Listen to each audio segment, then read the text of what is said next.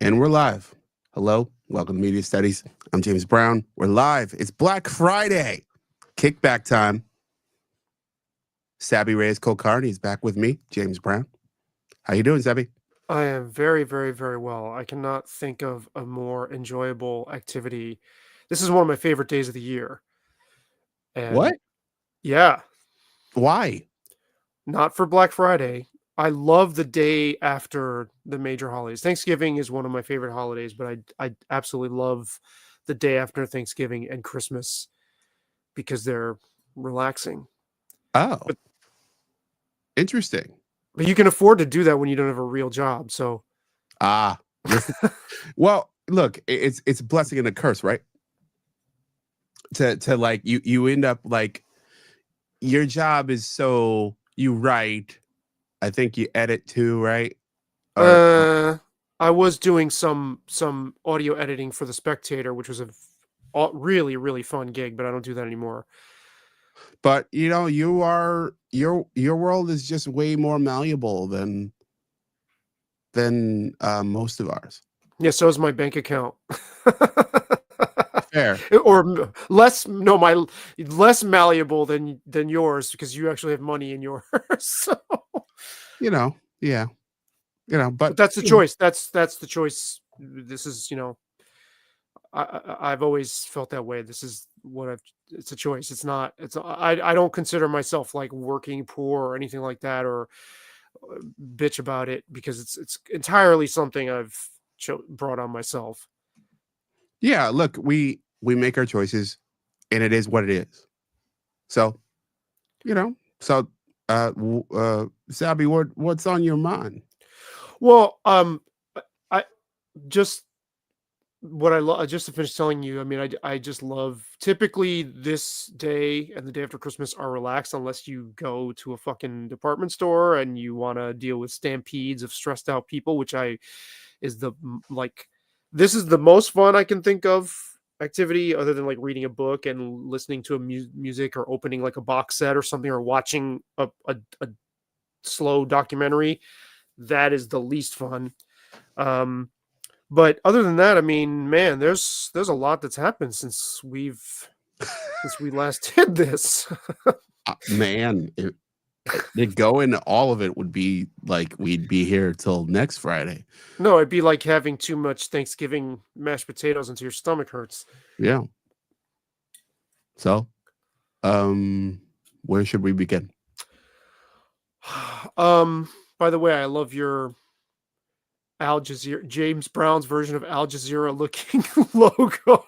Oh, yeah. Yeah. That's yeah, I meant to take that down for this, but that's fine. I love That's for a project that I'm working on. I love that. A quick shout out to my boy AJ, host of the Become Uncancelable podcast, who is live streaming us from the right wing Republic of Florida. The free state of Florida, right? Right. On a drive from Tampa to Clearwater. So shout out to him. I hope we do him justice. And shout out to the rest of our live viewership so far. So I'm thanks for listening, for watching. We're pumped to have you. Yes. So what's on my mind? It's something I've talked to you about. I think that there's obviously a lot that's uncertain about where we're headed, right? But one thing that I will bet on with James's money, since I don't have any, is I absolutely think there's no question in my mind that people that it appears that we're entering a new phase of like relaxation on certain topics and being able to speak freely, like trans issues and a whole host of other things that were verboten before. I think that's going to change. I think the people who now feel confident that they have seized the reins on culture, so like the edgy, like hip, young right wing conservative movement, I think they're going to not be able to stop themselves from becoming what they hate, because this is what always happens. And we will see very quickly, within maybe a couple of years, how these people, they will be so drunk on the sense of power and also on the sense of grievance. A lot of them are way too young to remember the 90s, and they identify the left with being repressive and anti-free speech, and they're going to embody very quickly what I've come to discover, which is that nobody is comfortable with speech they don't like. And if they can control it, they will. So we're going to move from the woke era into like a brief honeymoon with, oh, we can speak, and then all of a sudden it'll shift, and we'll have a whole bunch of new terms for what we can and can't say. I mean, look, I've always said this: try burning a flag anywhere in the USA and then talk to me about whether you have free speech or not. So let's tease this out a bit. Well, man, I could go any number of ways here. So, but I'll start by playing a bit of devil's advocate.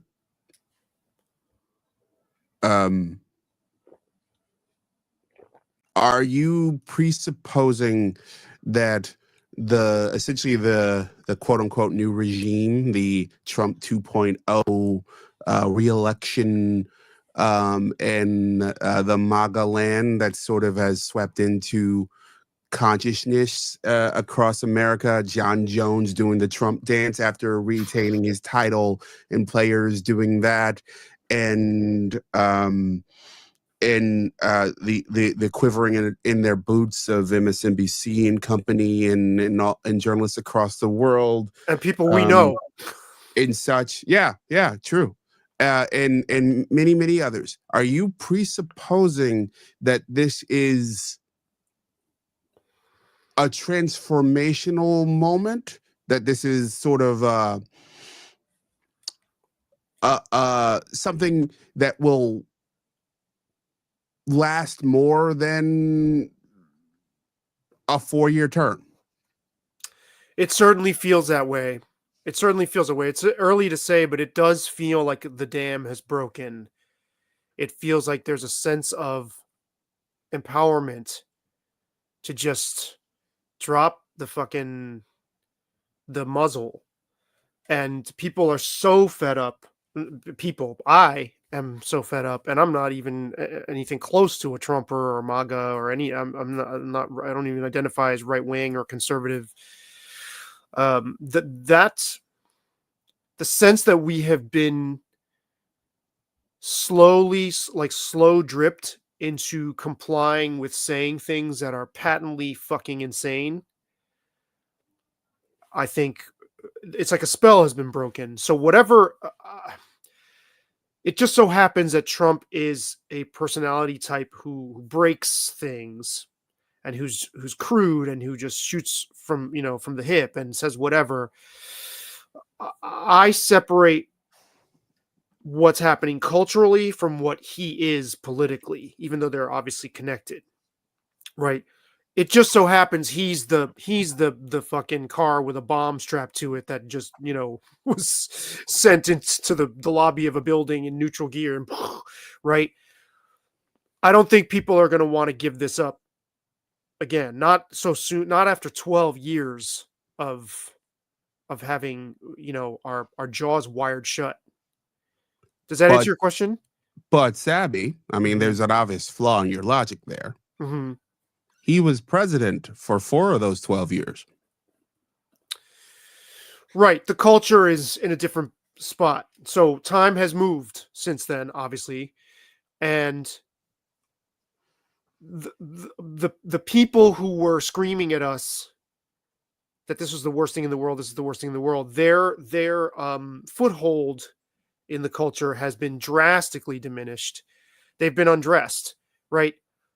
We know pretty much just about everybody in my social circle is still singing that same tune. These people who felt quote unquote grief after the election, which I think is ridiculous, but I mean, that's what they feel.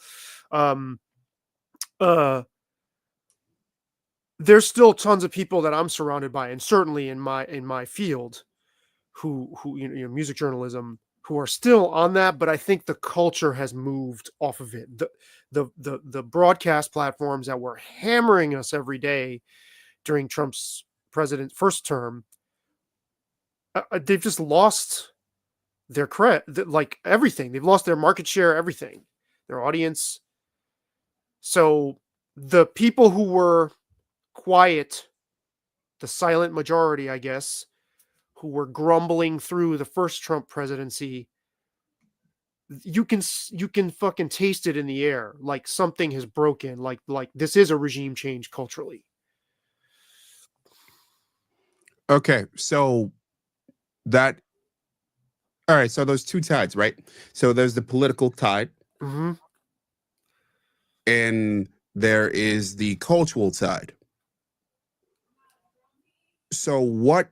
You could argue that the political tide, somewhat. I think that I agree with you that there are differences. Clearly, the Tulsi Gabbard of it all, the Robert Kennedy of it all. My You boy Jay have this Bhattacharya of it all. Jay Bhattacharya of it all. You have this sort of a much bigger tent. At least it appears, on the political side, but at the same time, it is the same guy and his crew that's coming back. So, I mean, is just from you hit on Bhattacharya. Is the difference COVID? That's a good question. I think there's a few different things. It's hard for me to get that high of a bird's eye view. It just feels like the paradigm we're already in a new paradigm. Although I think it will be slower in the institutions that are still beholden Yes. to the old way of thinking. Right. So I think, but I think those institutions and increasingly the people on the ground who still subscribe to that view are going to sense in no uncertain terms that they are now in the minority. And once they get over the 5 stages of grief and the denial that they're not in charge of culture anymore, I think so many of those people are just going to go along to get along, which is what so many of them were doing to begin with. Right. And so they will then turn into the kind of quiet, grumbly, like we'll keep this on the down low that, we're all about. I saw a couple people at a show the night before Thanksgiving wearing masks. Show, and not to stereotype, but they had they were like the stereotype. They weren't blue haired, but they would have been called that, by somebody stereotyping them. Right. They're in a room full of people. Two people had masks in a room full of people. I think that's a really fitting analogy for where those people are going to be, culturally, socially, even. They're going to just be on an island. You remember how you and I talked about this? I don't know if you said this on a live stream, how you went to a bar. This might have been 2021, 2022, and you said you could feel like you were in church or something like that. Like you could feel the pressure, the division in terms of what you were sort of allowed to say and think. And I was like, yeah, man, it feels that way too. I think that's changed. I want to elaborate on that, because I have a lot more feelings on that. But right now you're kind of faded out right now. It's kind of hard to see you. Yeah. Let me fix that. Sorry, people. Sorry, JB. Yeah. Let me fix that super quick. So we'll yeah. do this. And then I can build on that point a bit. Please do. And sort of because I heard, and I'm forgetting who said this, because it kind of fits into kind of what you described and apparently what I said a couple years ago. There is this culturally, especially on the left, but I'd say culturally, I think it's a little bit more widespread than just on the left side of the aisle, but I think predominantly on the left, there's sort of been this preachiness, this condescension. Sort of. Okay, fairly not sort of, not totally. There's been this condescension and preachiness, and this sort of from the pulpit approach to interacting with the rest of the world, not just socially, not just in family circumstances, but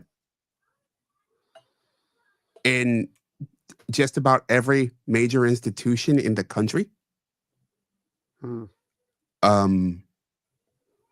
And it's a policing of speech, policing of opinion, Thought policing of of expression. thought, Mm-hmm. policing of through COVID, you had restrictions, and you could argue some of the COVID restrictions, no one knew what the hell they were doing. They were making it up as they went along, but some people went harder than others.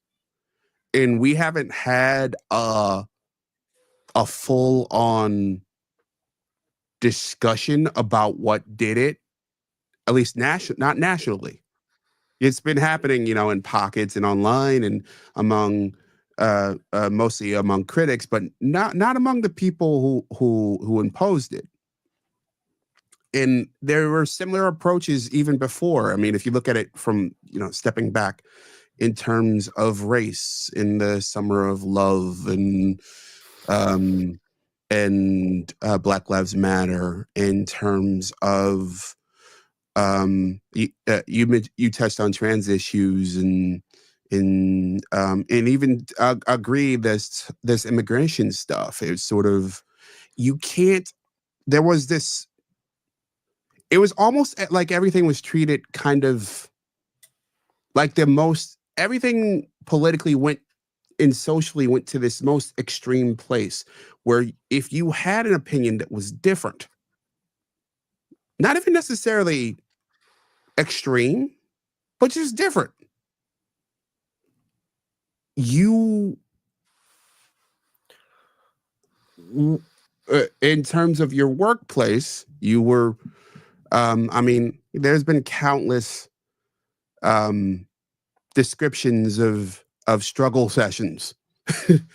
There's been a ton of DEI embedded in institution after institution after institution, organization after organization, and sort of I think of this couple I've worked for where especially back at Gannett, there were these employee resource groups where essentially the entire work population was sliced and diced into different groups based on your race, your gender, your sexuality, even down on military. And that's not all inherently bad. Like, you can have your groups. Like, sometimes I just want to be around Black people. That's fine. Sometimes I don't. But if that's how you see the world and see the landscape of the people in which you interact, you get to a major problem. And which brings me to my biggest critique of the Kamala Harris campaign, and the quote that I am going to butcher. I forget who said this, but they treated every voting faction like they were focus grouped. Mm. They spoke to every group like they were focus groups, and they spoke to us as if from this sort of clinical, cold, kind of like condescending perspective that inherently, whatever your opinions were, whatever your opinions are, you are inherently wrong. And that we are here to fix you. We have all the answers. And we're not going to adapt to you. Oh, silly black person, silly black men, how dare you not be enthusiastic against, to vote for sort of a biracial Jamaican Indian woman who never really engaged with black men at all.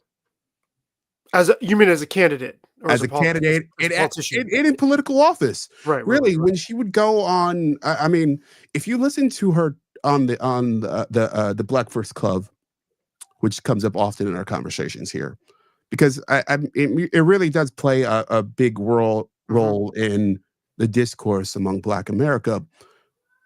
Her strengths, whenever asked to speak directly on issues that are germane to Black people directly, it's her shakiest point. It was always her shakiest point.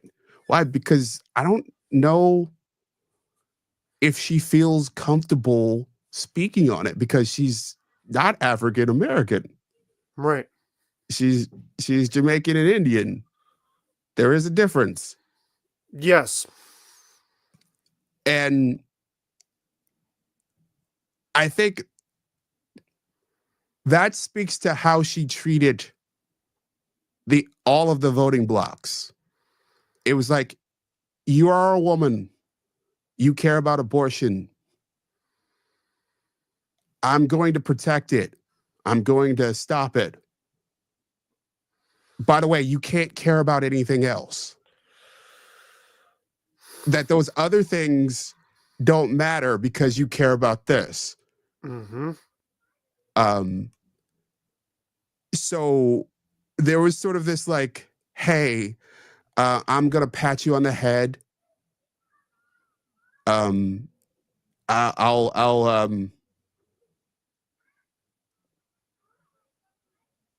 going to send out my Barack Obama surrogate to preach to you, to say, how dare you, to wag his finger at you. And of course, he's Barack Obama. So, you're going to agree with Barack Obama. How dare you? You're not going to agree with Barack Obama? Like Barack Obama? You're not going to just do what Barack Obama says? Beyonce's here. You're not just going to do what Beyonce says? You're not, what? You can't think for yourself. And I think that was a turnoff. You think? Across the board. Oh, it was. I mean, it was a turnoff across the board. And I think it also spoke to kind of the thing you were describing, that culturally there was this thing, and is this thing that's strongly come from the left, where you can't possibly have an alternate route or an alternate opinion. That we are back in church. It's the John McWhorter woke racism argument. It is a religion. It's not just politics. So it's a very interesting place that they're in, because they have to articulate their point of view, and I think they have to come up with a coherent point of view. I'm not sure. And the strange part is, and you were speaking toward MAGA earlier, I'm not sure their point of view is coherent either. No, of course not. Of course it isn't. So there is nothing there on either. You have two major political parties with incoherent worldviews. One that has the beginnings of one. I think there is the beginning of one with MAGA. I think that's why I find J.D. Vance fascinating. I think we'll see what shapes around him in terms of like how he handles sort of being in this big tent. But on the left, there's this sort of they've shifted to the far, far left, and they shifted far, far corporate and far, far warmongering. Right. And somehow it's we have this sort of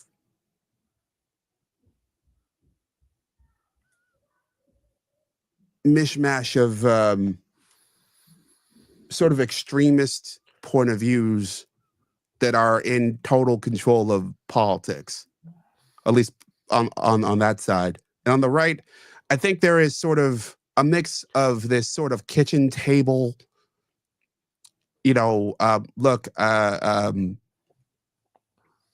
politic, where I went to Wegmans this morning. There's this sort of I got this fish haddock fish fry thing that I've bought for years and years and years. Wegmans brand. Here's the plug. I love this thing. I've had it. I've got it for like 8-9 years. This box is 3 times the price. As what it once was for a long time. As what it once was back in 2018.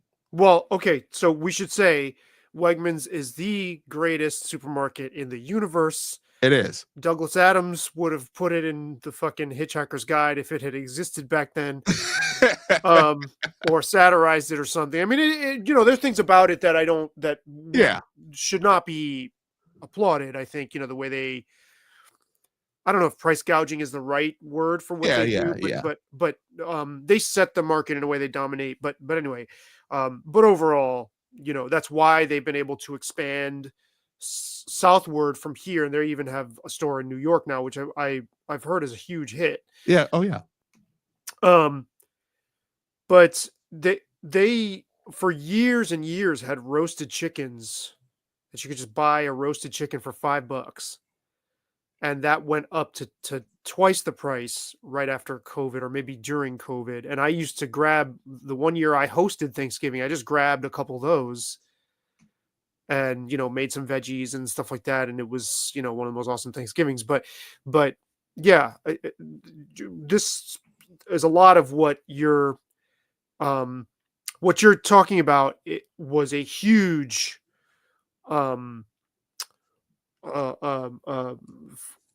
factor in tilting the selection. But I'm careful. I know you're not going here with this, but I'm really wary of arguments from culture commentators who are like, well, but the culture war stuff really isn't that important.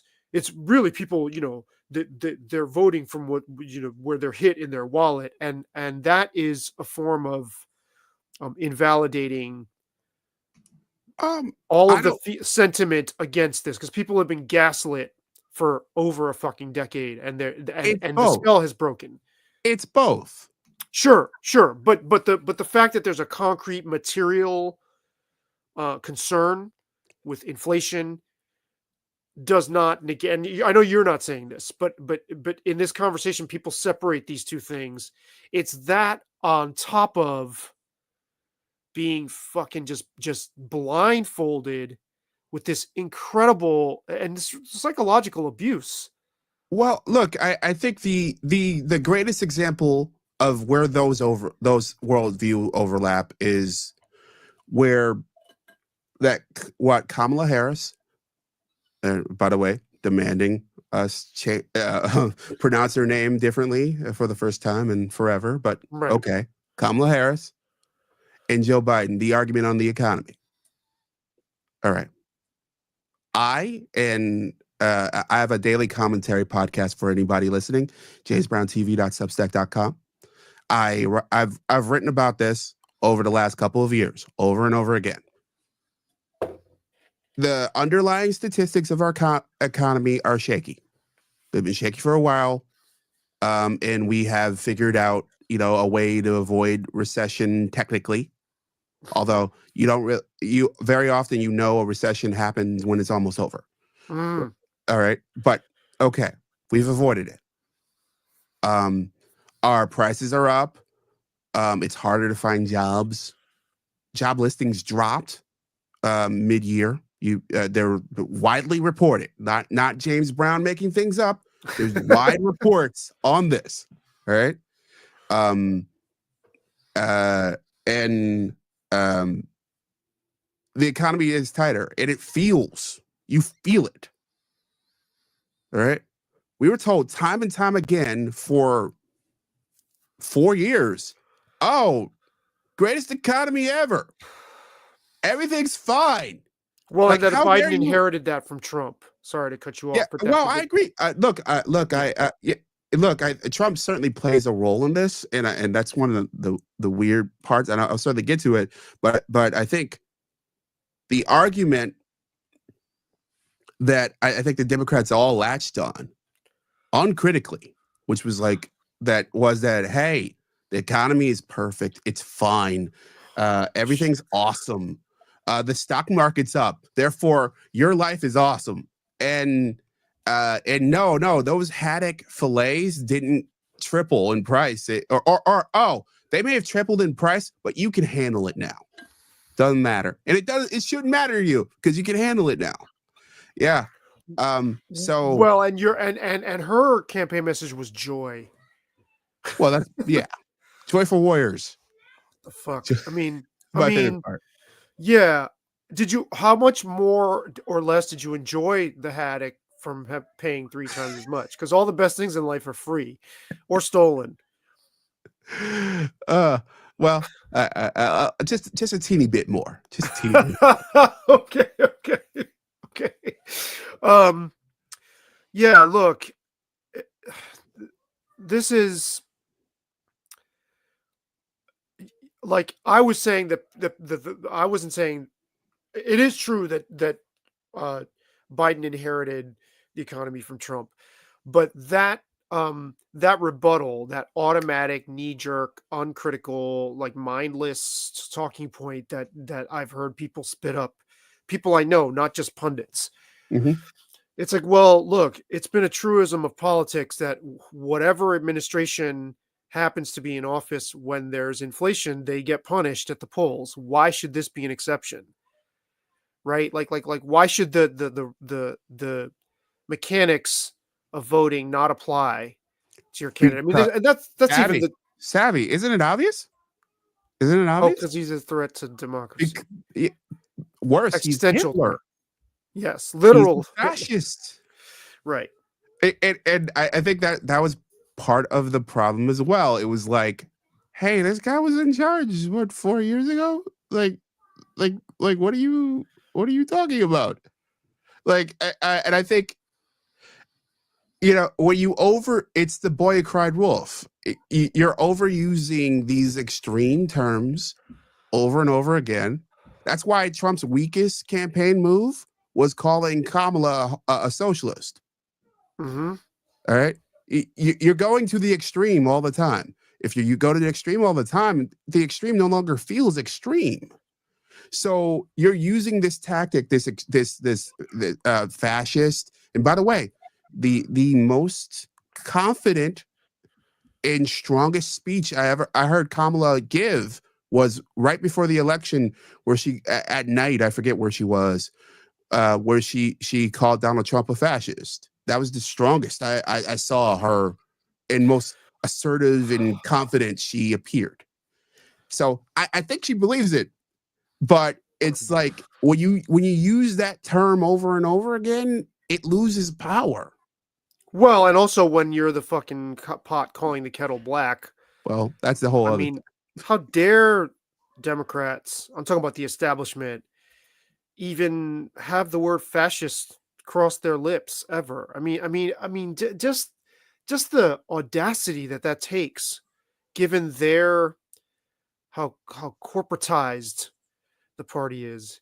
You're talking about fascism. Be in league with pharma and big tech in the way that you showed us you are, and that's just COVID. That's not even the whole lobbying and all of that.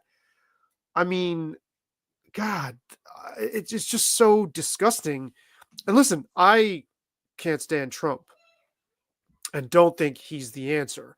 The only reason I think we're better off is because now there's a question mark as to what's going to happen. Whereas going the other way, there was no question. It was just going to be sort of business as usual in so many ways that are harmful.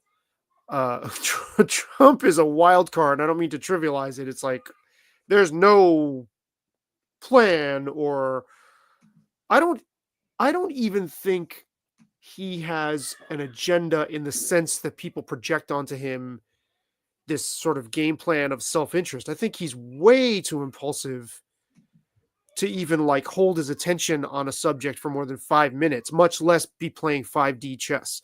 So that could be horrendous, whatever moves he makes, but at least there's a possibility that in that chaos there's some sort of equilibrium, or that we get ushered out of this stupor we've been in, which appears to be happening, at least again on the social level.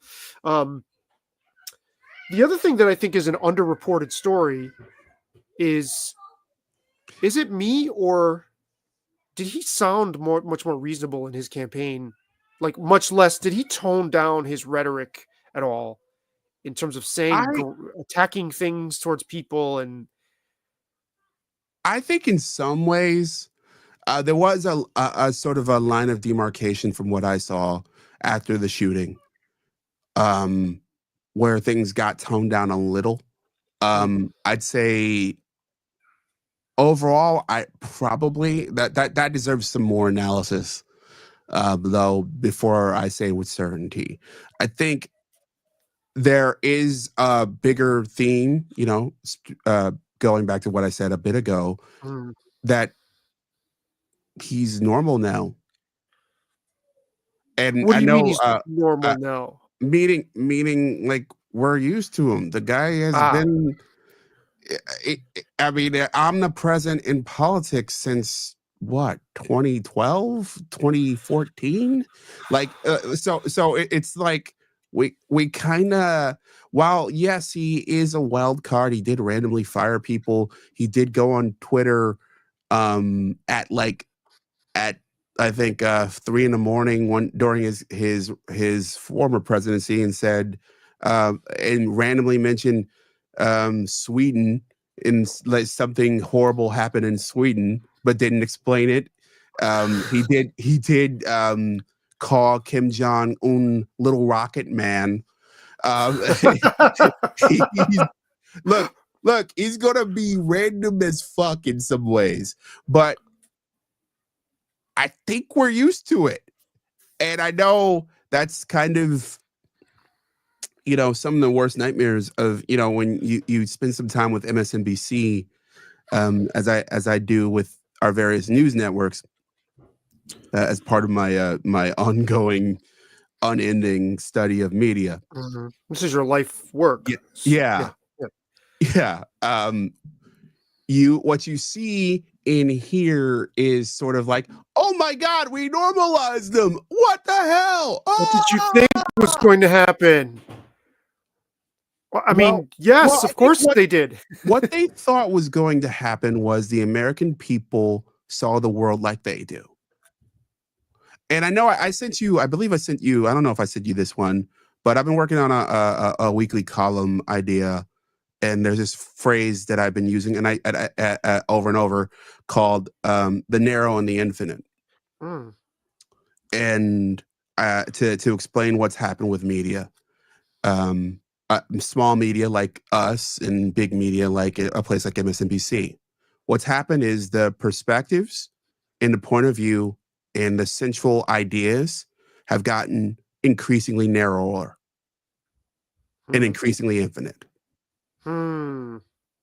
So the world from Nicole Wallace and Joe Scarborough and Mika Brzezinski and Stephanie Rule and Chris Hayes and Rachel Maddow and the people from MSNBC, they can't possibly conceive of a world where, where people are looking around like, maybe 4 or 5 years ago wasn't that bad. They can't conceive of that concept. Much like if you listen to Steve Bannon's War Room, which is and I wouldn't call it the exact inverse, but it's pretty close. It's Steve Bannon used to work for Trump. He was in the White House.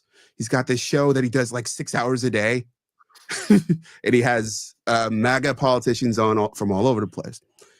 They can't conceive of a world where like the entire country didn't. Like Steve Bannon's been calling this divine providence for the last 4 years. All right. Which is, equally kind of like, what? Like, what do you mean? Right. So what's happened with our media is that everybody's gotten their perspectives, their point of view has been niched down, narrower and deeper. Yes, but yes, I absolutely think that's true. It's not even so much a counter, but it's another layer underneath what you're describing, is that the average thinking person, Mm-hmm. and by that I mean somebody who is not either isn't comfortable or just is not for whatever reason, like constitutionally receptive to pre like dogma and just sort of repeating these empty slogans like talking point mantras like mindlessly, right? Anybody who just doesn't fall in with that, those people, and I see them a lot on Substack. They are Substackers, but they're also commenters. There's such a rich tapestry of points of view. All of those people are clearly feeling like the team blue, team red dichotomy doesn't speak to them. Yeah. And I think a lot of those people in the quote unquote heterodox lane have made a mistake by hitching their hopes to Trump as if that administration is going to satisfy, because they're thinking already on a level higher than what Trump is thinking. Like I don't think he's an especially thoughtful person, right? He's not a very reflective being. And the one thing they're responding to is that he emanates a sense of fuck you. You're not going to keep tell me what to say. Mm-hmm. And that was necessary. I think we needed somebody to come through and clear out the system with that. But other than that, I think there is and you've talked about this, Sarah Hayder talks about this idea is out there that there's some kind of realignment going on, that our conventional or our current notions of left and right are sort of disintegrating. Mm-hmm. And so to people who are not partisan, to people who don't just want to sing in a choir, because there's lots of MAGA people singing in that choir. Sure, right? But I think they're the minority, not the majority. Okay, that's an interesting point. I think just before I get to that, because I do think that we're going through a realignment strongly, and everything I've seen over the last few weeks just reinforces that. Because let me just say this, super not to throw you off, but you used the term the left before. Yes. I've been arguing since 2012 that what we're seeing is a mutation. Yes. That calls itself the left and progressive and is actually quite regressive and not left at all. But I understand why we use that term. Right. Like I think I think what we're seeing is two shattered organisms that are shaping themselves and figuring out what the hell they are next. And I think we've been seeing that probably, I'd say at least since 2012, maybe. I'd say I'd say 2008. I think with the financial crisis, how we handled that between Bush and Obama, and I think that began the shattering of the Republican Party in the Bush sort of the Bush-Reagan coalition started to really crack, and that led to sort of, I think Andrew Breitbart and eventually Trump, and sort of like seeing a sort of I see Trump as sort of a symptom, as sort of a middle passage to whatever that becomes, and we don't know quite where that becomes yet. Right. I would say. Oh, sorry. I think similar things happening on the left. I would say you said two shattered organisms. I would say it's almost like two amoeba Yeah. that became sort of wedged together at the butt and like have taken a bit of each other Hmm. and are trying to, and they're like all wobbly, like they're not circles, they're like "Whoa," like they're like wiggly lines now, trying to figure out what they are. And we needed something to just smash apart this what we were entrenched in. And whether that's, and look, destruction is destructive, right? Trump is Yeah. a destructive force. Just look at his cabinet appointments. It's like, wow, there's no, it, it's well exactly what you'd expect from almost like a split split personality, I right? could go deeper there, but I don't want to lose the train of thought. But I'm less worried about the cabinet, because the thing about the cabinet is that nobody's ready to do those jobs. Even the people who typically get those jobs, um, they are patronage jobs that people who are usually, whether they're CEOs, big contributors, congressmen, random governors, that get those jobs in every administration, all of them, all Well, the and time. also, but here's the thing. This is what I said to you when we were talking about RFK. Yeah, How long are any of these people going to last before he can't? Trump is incapable of I don't. sustaining partnerships. Even with Steve Bannon, he couldn't. He couldn't. Yeah, yeah, So like, this guy cannot work with people. yeah. I don't know, So what? I mean, but what are we I getting think, there? yeah, I don't know, but I think that's honestly, I find that less interesting. Well, but Like, it's important. It's consequential, is what I'm saying, to I think where it's we're going. consequential to a degree. I think the question is like, how much has he evolved and how much hasn't he? And I think he has evolved some, but how much, I don't know.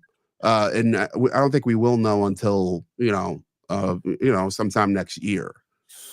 And let me Um, go back to a point in the timeline when he debated Kamala Harris. I seriously wondered whether he was medicated. He was very reserved. no, I don't He think he was didn't. medicated. I think Well, that was strategic. but he was reserved, is what I'm saying. Um, Um, like much more so than the when he well, debated all right. Biden. Here's what I'd say to that. How do we get to Carnegie Hall? Practice. You're talking about a guy who hadn't done a presidential debate before Mhm, the 2016 cycle. mhm, He's now done 3 cycles of debates. mhm. So, like, I think I would agree that he is a guy who seems random and can do erratic stuff, Mhm. and I have no doubt that he will in this next term. But he's also a guy who's made a lot of money, and you make a lot of money by learning stuff. And when you run the government and you lose, you you spend 4 years plotting your way back. I think you learn, you do, you're kind of forced to reflect. Even the person who is um you know at times irrational. Oh, let's hope so. I hope he has the capacity for that. He one thing I don't think I've given him enough credit for. He definitely does have like this instinct for reading the room, because I mean, in fact, all of his rallies are basically like throwing meat to the wolves that he senses people want. I've come across a couple of different commentators who pointed out, well, this guy was a Democrat before, and he's actually not. These commentators don't consider him even really Well, a conservative. yeah. Well, look, I think these distinctions, as you were hinted at earlier, and as I agree, are nonsensical at this point. In hindsight, what's the difference between Bill Clinton, George W. Bush, in Barack Obama in terms of governance, foreign policy perspective? Surveillance state shit, civilian deaths on their head, on their if they have conscience, trade, moving towards a globalist, not globalist, sorry, Alex Jones on the brain, globalized, like trade, that kind of stuff. It's negligible. Yeah. They're all one and the same. Right. And Biden kind of moved away from it, but not too much, but somewhat.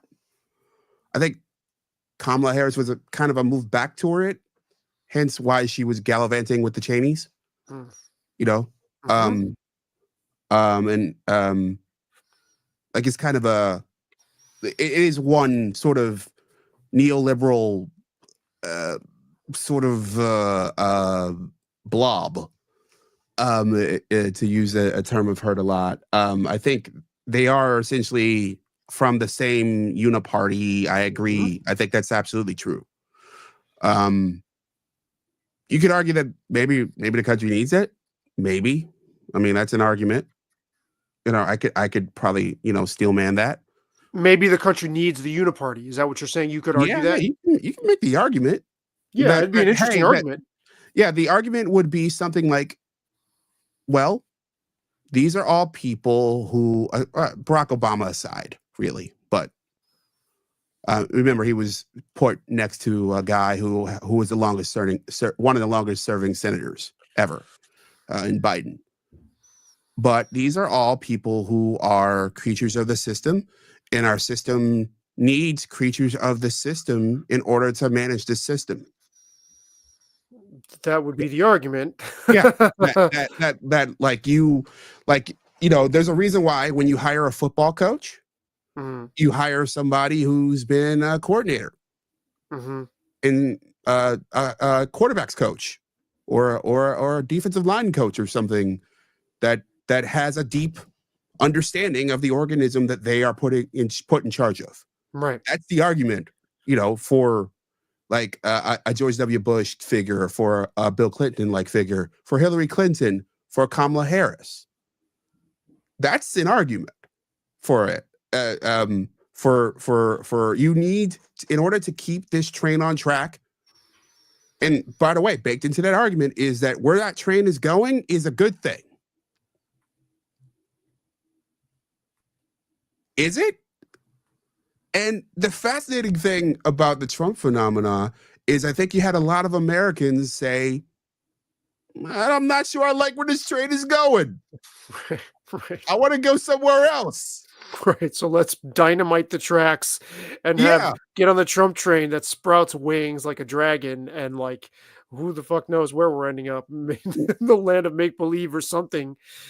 Yeah. Or the Trump train is like the thing that goes to Hogwarts. Well, yeah, look, on platform 9 3/4 or something.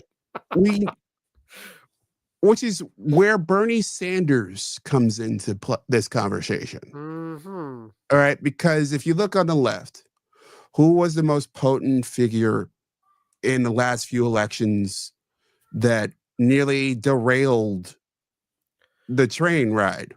Twice it was Bernie Sanders, and twice forces within the Democratic Party conspired out of the way. Right. Conspired. Colluded, whatever the word. Right. Without a doubt. Like, I think those aren't too strong of words. Like, I think it's clear that they literally changed the rules. We are not allowing this part of our party, and yes, Bernie, you're part of the party, to do it. Have you heard his statements recently?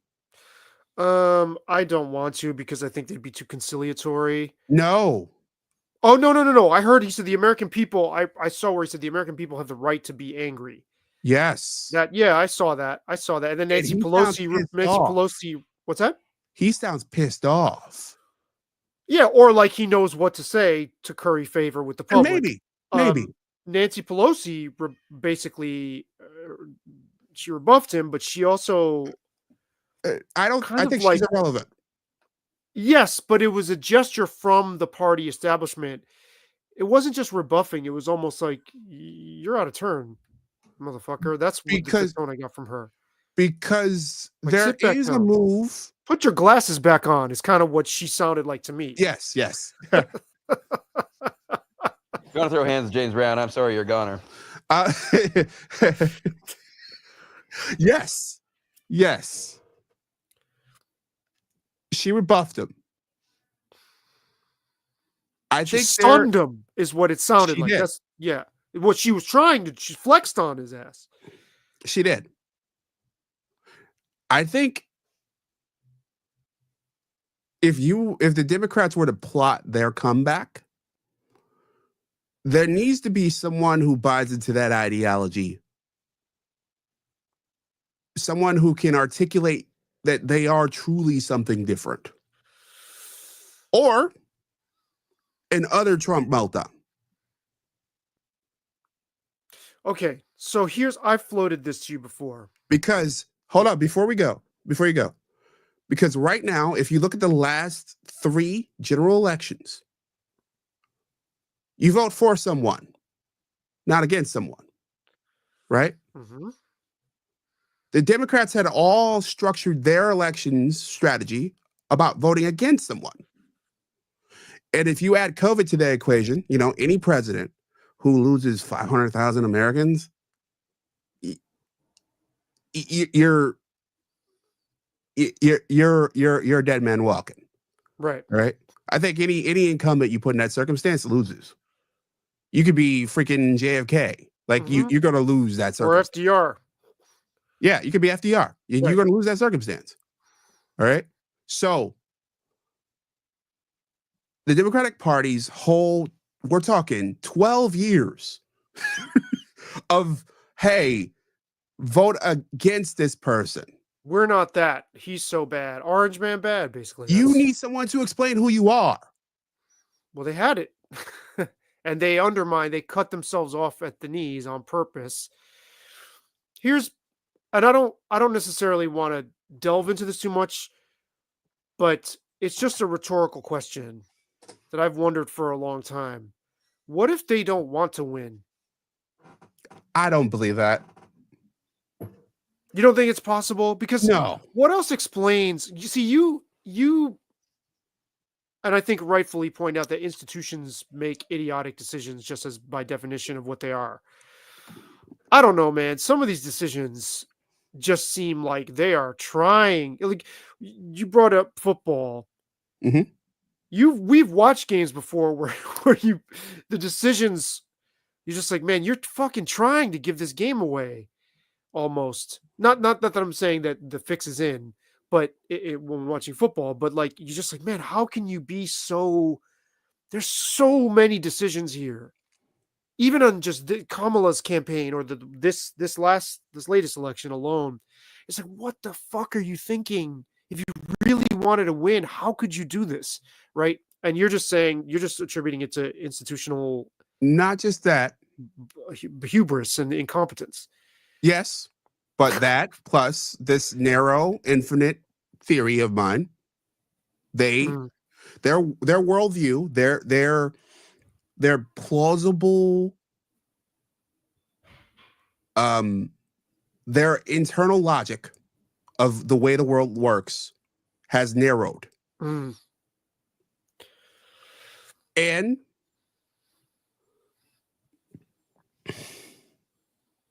how do I put this right? I think it's so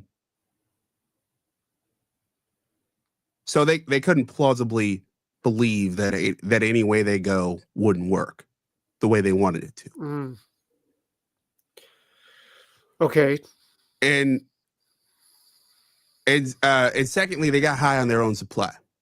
Okay, so you're saying they believe that the world looks like what they've been telling us it is. Yes. For 12 years, and they're so blinded by that without that a doubt. Don't understand. So okay, did you by any chance catch any of Kamala Harris's campaign members speaking on that podcast? I forget which show they were on, but they were talking about it. if you listen to them and you listen to the rumors about Kamala Harris deciding that she's just planning to run again, you would think, boy, you guys aren't reading the room at all. Wow, man, that's some next level fucking delusion right there. No, they're high on their own supply. They Right. believe that hey, we had too short a time, and yes, they did have a short amount of time. Oh my God! But no, that wasn't it. What happened is you went in public and repeatedly was asked, "How are you different from the last 4 years?" And you couldn't explain it. Really couldn't explain anything. You got to ask about your. You got asked. It's a problem when you can't explain how you're different from an unpopular president. They don't even concede that they had an unpopular presidency. Right. Or that there was anything wrong. So Yeah. Where I'm most interested in this is where everyday people are reflecting this myopia, this religiosic blindness. Yes. Reciting from the catechism Mm-hmm. and saying the exact same things, just spouting these things off. And you're just like, man, this is a cult. I mean, MAGA is definitely a cult too. Yeah. But our we're politics are cults. What's that? Yeah, most of the people who are hardcore members of either entity, cultists. Yes. Yes. So American civic life now consists of two giant cults, and then everybody who hasn't. It always has. Okay, but I mean, it feels louder to me now. I agree, louder. Reform, Lamont. Reform. What is that from? Is that for V Vendetta or something? No. Reform, Lamont. Reform. The Wire. Okay. I did not recognize it. Yeah. Yeah. So, and then there's everybody in between, and are we going to continue in this two cult model? I'm talking about person to person. You know how our social lives, our social existence looks, and everything that comes at us culturally. Because I think we're about to see a shift in the arts. I think we're about to see a shift in music. It may come slowly, slower than what I was predicting before. But if it doesn't happen fast enough, then we will have to react to the new regime imposing their pieties on the rest of us. And like I said at the top, there's no way they're not going to do that. It occurred to me. Go ahead. You're guaranteeing it? I'm guaranteeing it with all of James's salary for this year. I wouldn't guarantee it, because I'm not sure they're cohesive enough to do that. They know they don't like to be told what to say and think on certain topics. So this is a visceral thing. This is not a mental thing. But the thing is, like, you kind of a thing. Another piece of logic that I heard recently, and like I thought about it, and it feels correct. And tell me if this is crazy, but the left has won just about every major social argument over the 20th century and 21st century.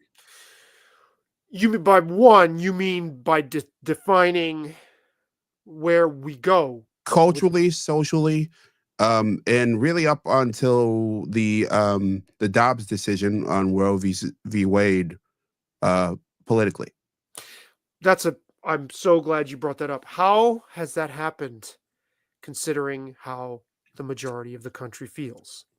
Because, as Andrew Breitbart said, politics is downstream from culture. Okay, so and what the Republicans did, in just about every election cycle across this country, was run against. Right, they were doing what Democrats have been doing the last 12 years. They've been running. They were like, these coastal not them. These communists over here These homos And basically is what they didn't say that, but that's basically what they were. yeah, That's basically like any of you homos touch my stuff. That scene from the movie Stripes. That's basically what they were, you know. That's so okay. So you think culture is not going to move as no, I'm not quickly? saying that it's not going to move. I'm saying that like I'm not quite so. I'm not quite.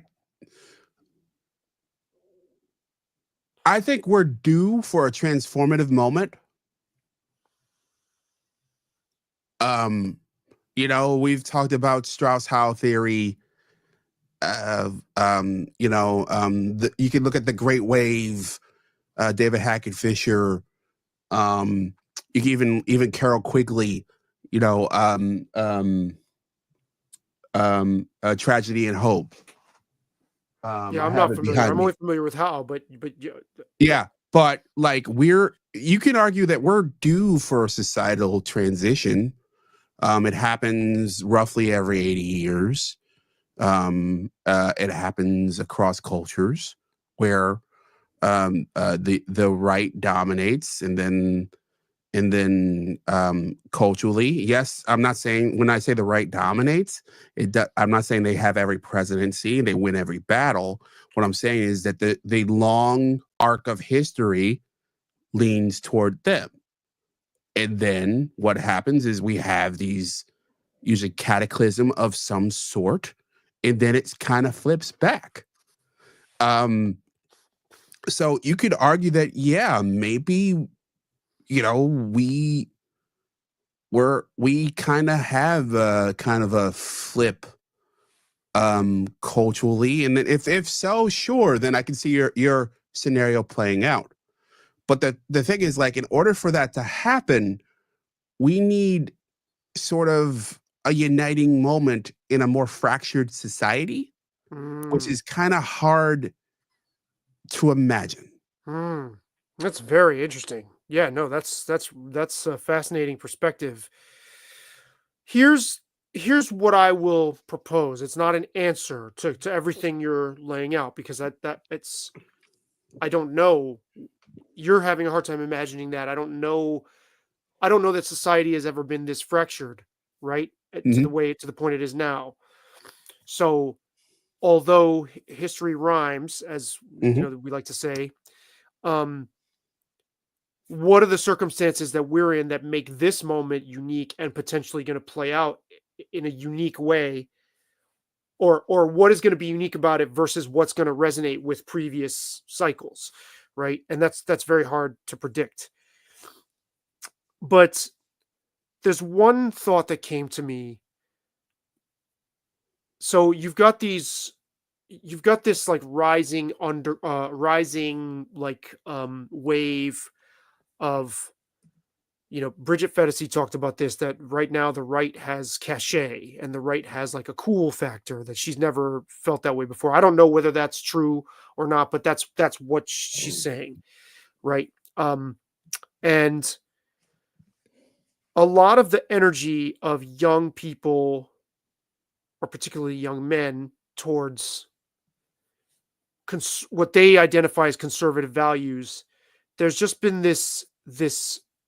um this vibe in the air of a yearning for tradition in some way, Mhm. right? And I think a lot of these young people, I think even you and I, you know, we haven't been around for hundreds of years, so we lack a we lack the context to look at this from the long view, right? We can only see this from our own lifetime.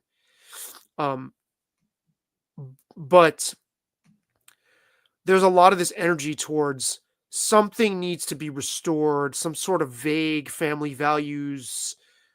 They're not calling it family values, they're calling it trad wife, right? Mhm. So you've got podcasts like Fresh and Fit and whatever, right? That they just basically get these women on who are strippers and Sure. OnlyFans models and porn actresses, and they basically berate them as if they're hoes, right? But that sentiment, to me, exists on the same continuum as someone like Louise Perry, who's really, really thoughtful and really, really profound and considered. Not In familiar. Okay, I forgot the name of her podcast, but and I don't want to not do her justice. She's not like Fresh and Fit. She talks about the sexual revolution and how women have come out in that bargain, and she is reasserting through her conversations how things like religious values and being a homemaker, or sort of a reestablishing our appreciation for feminine roles, those have positive effects on a culture. And she's really, really, really nuanced about it, and comes across as very, she makes intelligent arguments. Louise But Perry. yes, Okay. and I hope I've done her work justice. But to me, both of those examples, and you got Jordan Peterson in there too, Mhm. the sort of clown prince of this whole thing. Hey, Um, hey, hey, hey, hey, hey, hey. um, We can have a Peterson argument if you want, but I don't call him a clown friends. Depends where he is. If he's in a lecture at a university, he's a genius. If he's, whoring himself around on every podcast under the sun, then whatever. But um, there's clearly, you've got the real lowbrow, Fresh and Fit, and then you've got Louise Perry. They, to me, are on the same continuum. There's this move towards this desire to restore something that we've shattered something, and people are trying to put that back together, namely the family and a social structure, gender roles, even like an organization around defining men and women clearly, the roles, right? I think that is definitely. I don't think that train is reversing itself back into the station at this point. To me, that's a sign that people are craving a way to redefine how we exist with one another. And we could be at the 80-year mark. I mean, it certainly seems that way, right? Like, I think all of that energy in that direction is going to materialize into something. It's not for nothing. You and I went to go see a comedian, Akash Singh, and his entire act is pointing to people in the crowd, asking them why they're not married, basically, and what they do for work. And this is a counterculture figure in 2024, right? That's his Yeah. whole act. I'm talking about his relationship with his wife. This is also somebody who I believe saved himself for marriage, and I know agreed to like an arranged marriage of sorts. Shout out to Akash Singh. We had a great time. We did. And thank Savvy you. got older. So I did. I did. I gotta step away for a moment. I'll be right back. I was going to do the same thing, but Okay. maybe I'll wait for you to come So back. how about we take a momentary break? We'll be right back. Can you put some music on or something? I don't know if I have the. You know what? I'll try something. Give me a moment. I'm going to mute my. Yeah, we'll be back in a couple minutes. I'm gonna put on.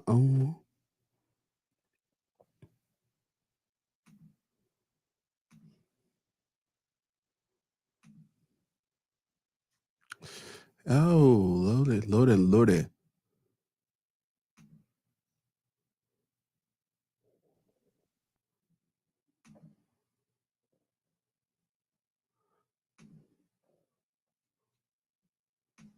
Okay, how about the I'll do this. I'll share a bit of a previous episode, and we'll be back in a moment.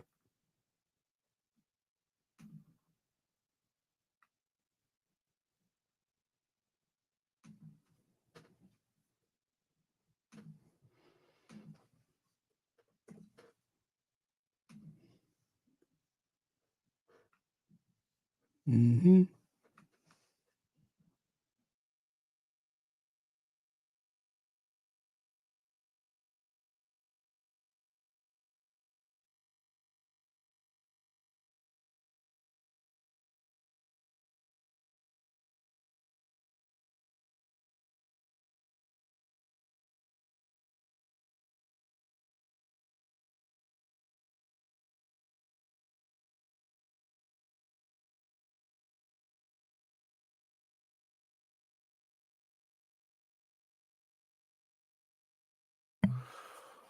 All right, so I am back. We are waiting for the one and only James Brown, the professor of media studies, as I like to call him.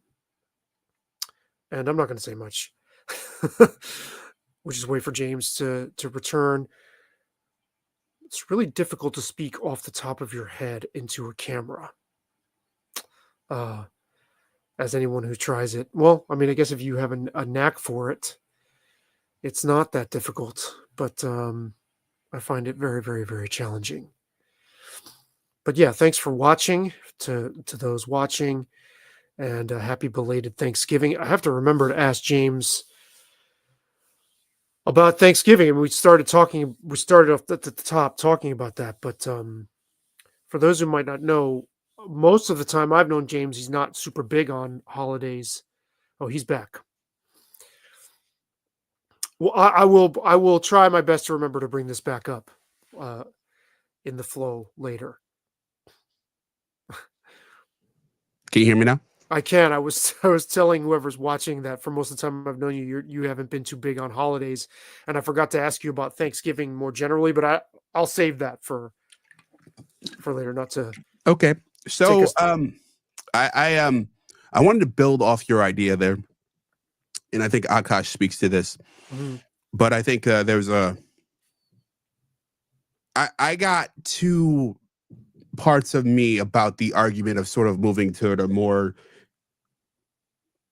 for lack of a better, I think conservative is not right, but traditional sort of social structure in terms of both gender roles and just how we structure society. I do too see kind of the cultural movements that you are describing. I think the Fresh and Fits, the Pearl Davises, Mhm. the those cats of the world. Even I mean, we both Kevin like, Samuels. yeah, Kevin Samuels. We both like Hotep Nation. You know, Mhm. shout out Hotep, Hotep Jesus, Uncle Hotep, Hotep and Build.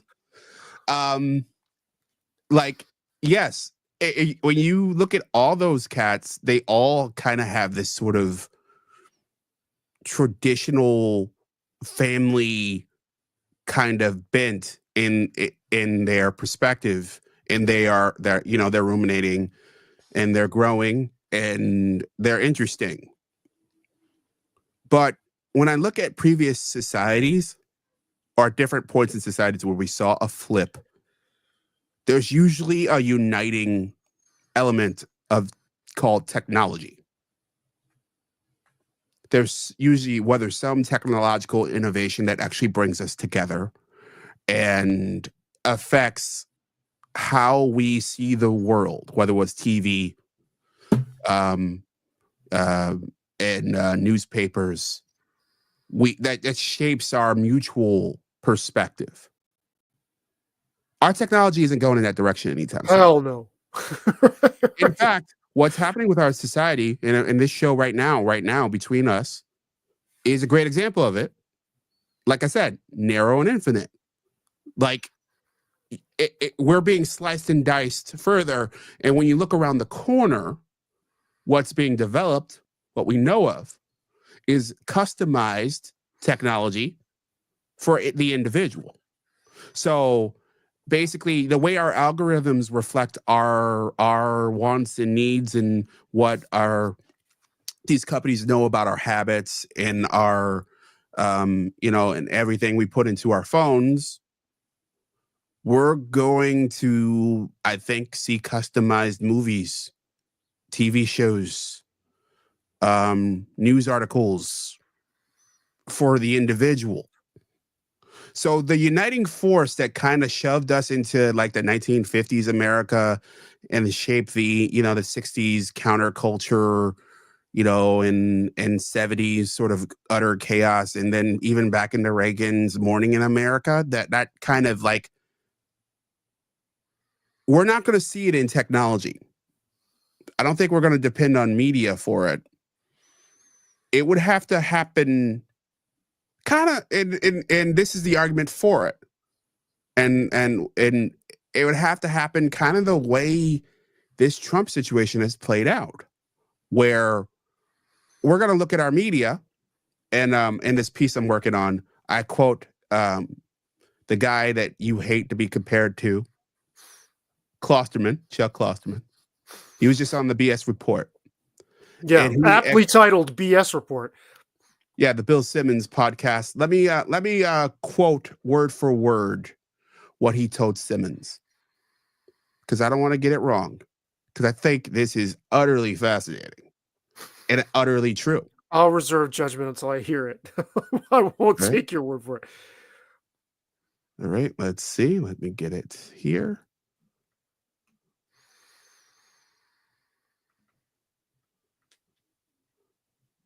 Just a moment.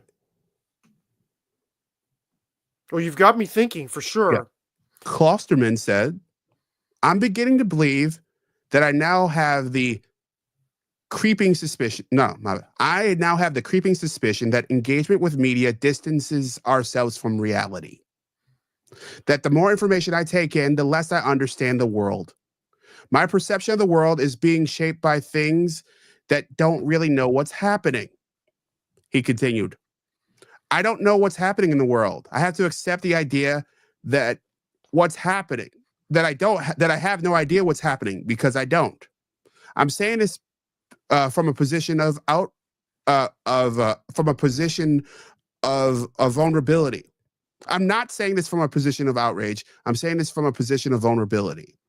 I am now receiving my understanding about life through external sources that are not giving me a real depiction of what's happening.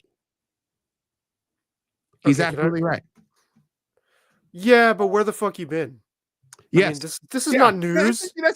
That's what I would say too. I mean, give me a fucking break. No, I mean, but the thing is, there are many people who are just starting to understand what the hell. So should I not scorn them? And okay. I mean, because so that's a good parallel, because so much of what I have seen in my immediate circle of people, both in actual contact and online, to the election is just this panic and incredulity and shock, right? That the world is something other than what they imagined. I don't know, like hearing Klosterman say that, I don't know, if this were 2012, that would be a much more salient point, but he's been a part of the media ecosystem. Yeah. So doesn't that give you a firmer understanding of what is happening on these outlets? Why you had people over the last few weeks on MSNBC nearly crying on air? Well, Van Jones he doesn't cry anymore, but he gets very weepy in his voice. That's CNN, but he can hit that gear in his throat where it sounds like he's choking up. Yeah. Because like they are looking around and they're like, hey, these sources of information, and I think that's happening on large and small scale, where they're looking around and like, hey, I depended on X source of information, and like I can't believe that they possibly were wrong. Well, and this brings up a meta question that I'm curious to get your perspective on. Does being the one who has the bullhorn, does it necessarily blind you to what's going on because you're drowning everything out with your own voice?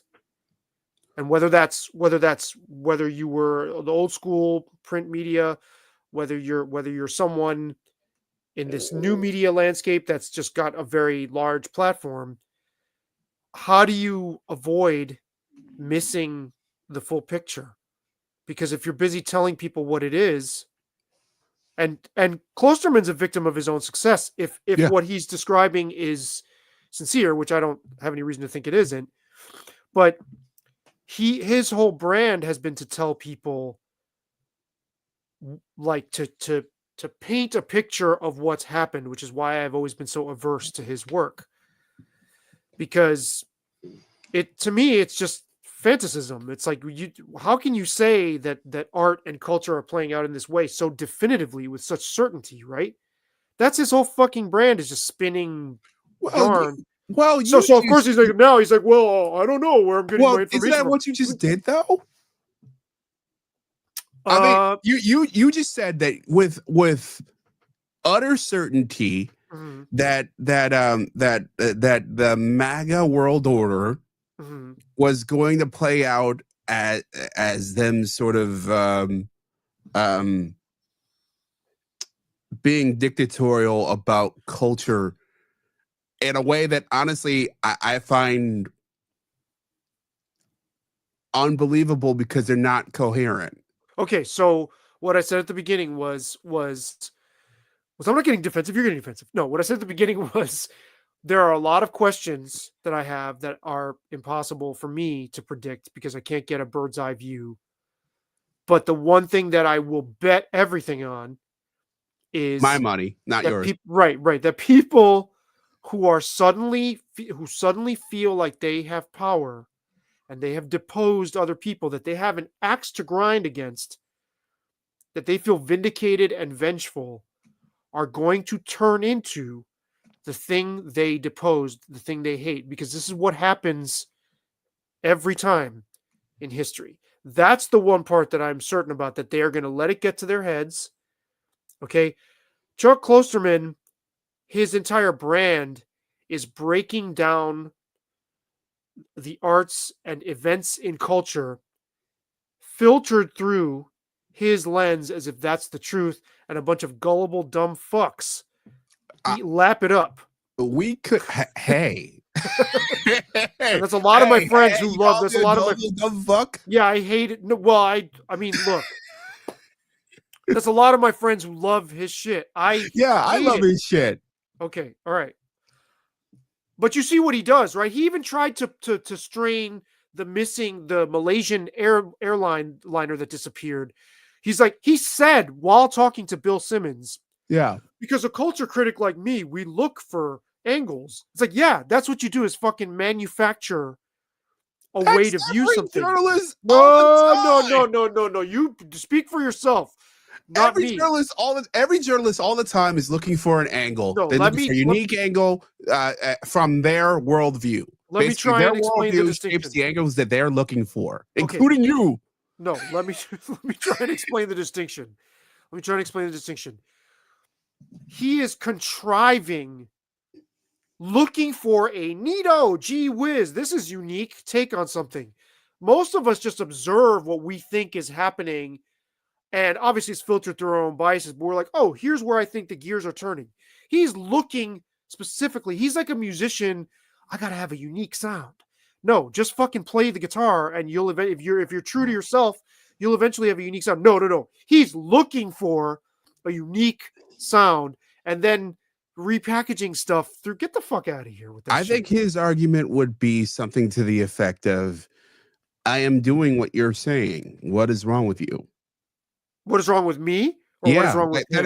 That is essentially he is just looking for like ideas, and it's going, and his ideas are coming through his prism, much like your ideas come through your prism. No, and not like my ideas come through my prism. No. No, it's not your mind. It's not the same. You see, that sounds like crap. No. Our ideas come through our prism. What I'm saying, James, is we don't contrive the story first and work backwards. You're not doing that. You're not doing that. I wouldn't talk to you if you were like Klosterman. I think you're not full of shit. That's the thing. That's man, full of shit entirely. Other than when he's talking about sports, which is, I think he should have been a sports writer. I think he would have been one of the greatest sports writers. And I'm basing that on one piece that he did that I thought was absolutely brilliant. I was like, I don't even recognize this as the same guy. on a like sub, I think division is a lower than Division 3 basketball game Mhm. with a native team. Do you know the story I'm talking about? There was like a Yeah, I Native know the one. American school, and I was like, why the fuck doesn't he do that instead of talking about Guns N' Roses like he knows what the fuck he's talking about? I Like, well, no, he knows what he's talking about. He knows how to impose his paradigm onto He's a the world. polemicist. Yeah, a But bullshit artist by any but other no. term. No. I He's mean, Kunstler's a You're polemicist. You could argue that that Neil Howe is a polemicist. That you could argue that that Fresh and Fit are polemicists. Like, you can, like, you have a worldview, right. and you are addressing the world as you see it through that worldview. My way of writing is much more open to letting people bring their own paradigm to it as the reader, and that's And I people think have told me they appreciate that. I'm not inventing these people. They're like, thank you for doing this. I get occasional comments from the few that care that they appreciate how when you read my stuff, it leaves a pocket for you to interpret it according to your own. I'm not saying this as if I can't wrap my head around culture as one person. I can't. It's too big. There's too much of it that I can't see. So what Chuck is saying here, I fucking started out that way in 1998, saying from the fucking beginning, I can't tell you everything because I don't know everything that's going on. So he's saying this in 2024 as if it's a grand revelation. How about taking your head out of your own fucking navel first and then doing your job? But you could argue, anyone who listened to us, I mean, how long have we been going? An hour and a half now. That if you listen to the beginning of this conversation, you could make that same accusation No, you can't. about us. You can't. Essentially, we're bringing our prism to current events. We're asking questions more. We're saying this is what we're I observing. think he would make the same argument, though. Well, he'd be full of shit, and I would. I guess I can't convince you, so I don't know if I convince him. Good. Look, dude, he's got the work. He's got the audience. Good for him. He's got the platform. I'm sure people will see this and go, who the fuck is this guy? Well, look, you know what? You know what else is popular and sold a lot? McDonald's and Hitler sold. Were also popular. Okay. Wow. You want to go? You want to go ISO and adjust Chuck? What's that? You want to go ISO and adjust Chuck? I'll be back. What does that mean? Oh, I'll pull myself out. And you directly adjust Chuck. I mean, I feel, oh man. Okay, so James is not convinced, obviously, about what I'm saying when it comes to Chuck Klosterman. And I just find that quote, it's like, oh, I'm getting my information through sources that don't know what's going on. It's like, that was your mistake to begin with. You never stopped to consider that your prism wasn't the whole of what's going on, right? You never stopped to consider that there may be other prisms. And to me, that's just an egregious, too many people in art criticism, in media, in culture writing or whatever, culture commentary, that's their whole bag. It's like, I am selling you, this is what happened. And I think it's much more, it has much more resonance with the audience if you allow for the fact that everybody's experiencing this in their own small individual way and leave breathing room for that. I'm sure you could point to passages. I'm thinking of a passage now in one of my reviews where I talked about the first Metallica album, the first and second Metallica album, and I made a declaration. So I should let James tackle this, but I said, Metallica's Ride the Lightning is where heavy metal acquired a worldview, right? Which is very much, I can hear James laughing his ass off in his chair saying, well, that's exactly the kind of thing Klosterman would say. So I do sometimes slip into that, but the entire premise of my way of approaching music commentary is to allow you to walk through your perspective while hearing mine. It's not to dictate to you what occurred as if we're chiseling something, in marble on the curved roof of our shared understanding of how the timeline plays out. I just think that's completely an insane thing to do. And a lot of these sites like Grantland, which is Bill Simmons' site prior to The Ringer, and I hear people talk about music this way too, just person to person. They're only coming at this from the stuff that reaches the very top of mass culture. They're ignoring everything else. It's like, no, there isn't just one fucking story. And there are in fact so many stories. I can't possibly process them. So I come at this from a perspective of I don't really know what's going on. Right? I don't have a handle on the capital T truth to tell you what culture is. And it drives me fucking crazy that people want to do that. They function like high clerics, like the cleric class of a society, dictating what God is and what spirituality and what nature and what cosmology are. They do that through art, through film, through music, through television, steering us onto one track. And I find that frankly evil and really, really, really controlling and really, really, really destructive. So look, I'm going to go back and try to, and I'm sure there's parts of reviews of mine that someone can point to, be like, wait a minute, what are you talking about? You did this, you did that here, and here. But I've always said my music commentary exists more to get you towards what you would think than me dictating to you what art is and what your opinion should be. And I just find this, this all of a sudden, this incredulity, like, oh my God, I don't know that I'm getting, the accurate truth from the sources and the algorithms. Yeah, no fucking shit. Like, where have you been, dude? Get the fuck out of here. GTFO, man. GTFO with that shit. Did you hear any of that?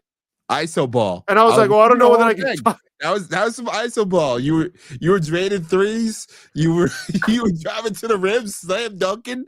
Like you were you were Russell Westbrook. You were taking you were every assist.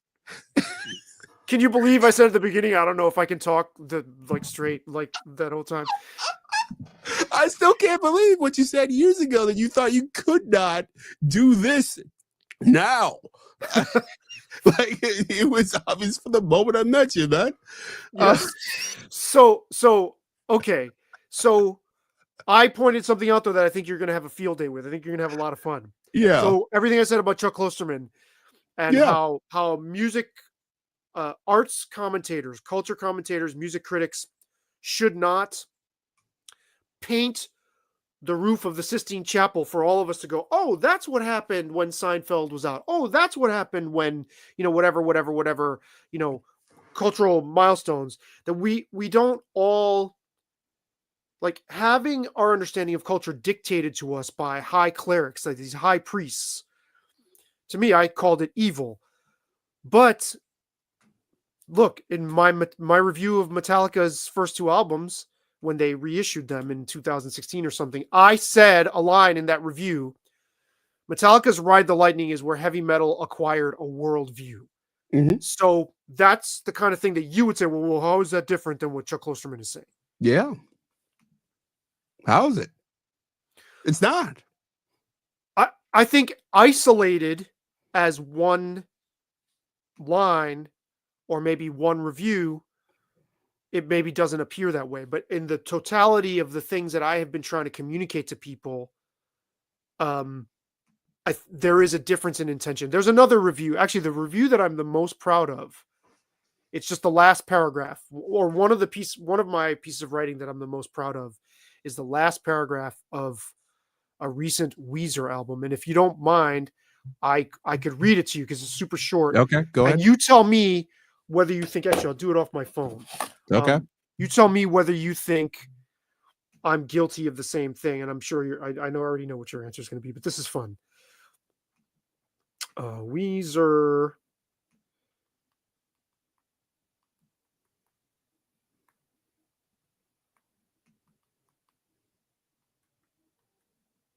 Okay, here we go. So, come on.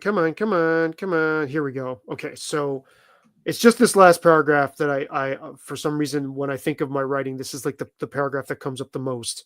Come on. Where are you now? It's taking a minute. And it really shouldn't be. Come on. Okay. No. Don't tell me this review is gone. Or that they took my work down. That would be a bitter pill to swallow now, wouldn't it?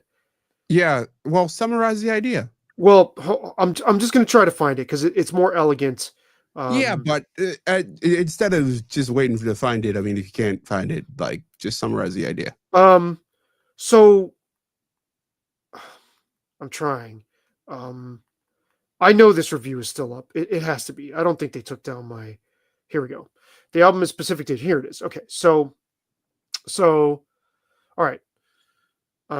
Looking back, it's no surprise that Rivers Cuomo's distinct combination of fuzzy guitar riffs, sunny hooks, unabashed awkwardness, and roiling internal conflict struck such a profound nerve. But for the second album in a row, Cuomo anchors the music more specifically to California.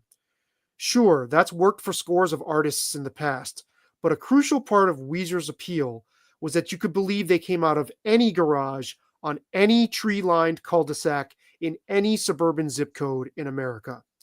Pacific Daydream, in spite of its name, mostly just gives you a feeling of being nowhere. So that's but I'm doing the same thing is what you're because that's what columnists do. That's what anyone who is providing a critical opinion does. Tries to put it in context. This is why I think that your issue with Klosterman is hilarious, because like it's what he does is I wouldn't say run of the mill, because he does. I agree. No, he is a unique. He does do it to a certain extreme, but like I think we choose our extremes. Yeah. And it speaks to sort of this sort of larger thing, to speak to one of the other elements that you brought up in your ISO ball, was the fact that we're in this moment where everyone can do that now. Mm. So there is a blunting of the power of the people who do that. Mm-hmm. And they don't know how to handle it. Which is what you hear in his quote. Yeah. Incredulity. How many years later? Yeah. Like he thought the Bill Simmons gravy train was gonna fucking keep him afloat, and like, oh my god. Well, What? no, What? I don't get that part. I got the hey, like I thought that at a certain level that this kind of media was serious.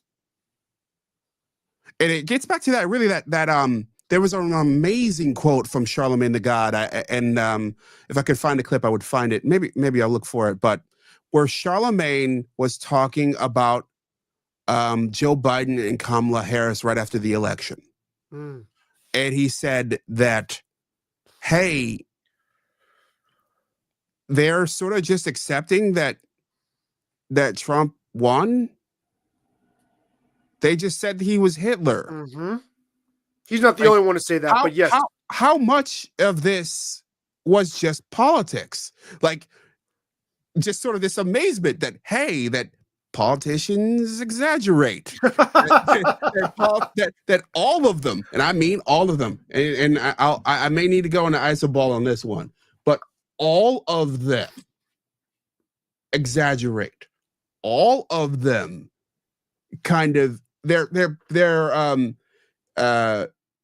they paint their opponents in a light that is, I wouldn't say wrong, but like they're projecting themselves in their positions in the most fondest light, and their opponents in a negative light. That's what they all do. That's what they all do all the time. And even worse, what Klosterman speaks to, at least to me, is that he and a lot of people like him, as you said, Zabby, a lot of people don't realize that there is this inherent bias in the people who collect information in this culture. They don't understand. They felt that, hey, maybe political, and I think this is mostly from their political slant. Their political slant is so slanted that they don't realize that the people who they're relying for to reinforce their own slant are also slanted. That they can't handle the fact that, hey, I thought you would get this fundamental thing right, when it's a thing that you can't possibly guarantee getting right. But we are in an era where we treat politics like sports. Only we think of it more like WWE, where it's predetermined. Well, and it's like it's a yearning for there to be a concrete truth, and it's a fear of the idea that truth can be looked at from a number of angles. Yes, we can lament the fragmentation. Yes, I hear so many people say institutional trust is gone, and we can't. There's no shared truth anymore. There wasn't a fucking shared truth before. There was a shared lie before.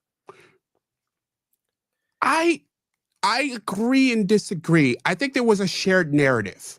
Of course, yes. That's a much better way to put it. But like, there are multiple ways to look at anything, and what I'm finding in comment threads more than anything else, which this is not what I would have expected back in the early 2000s.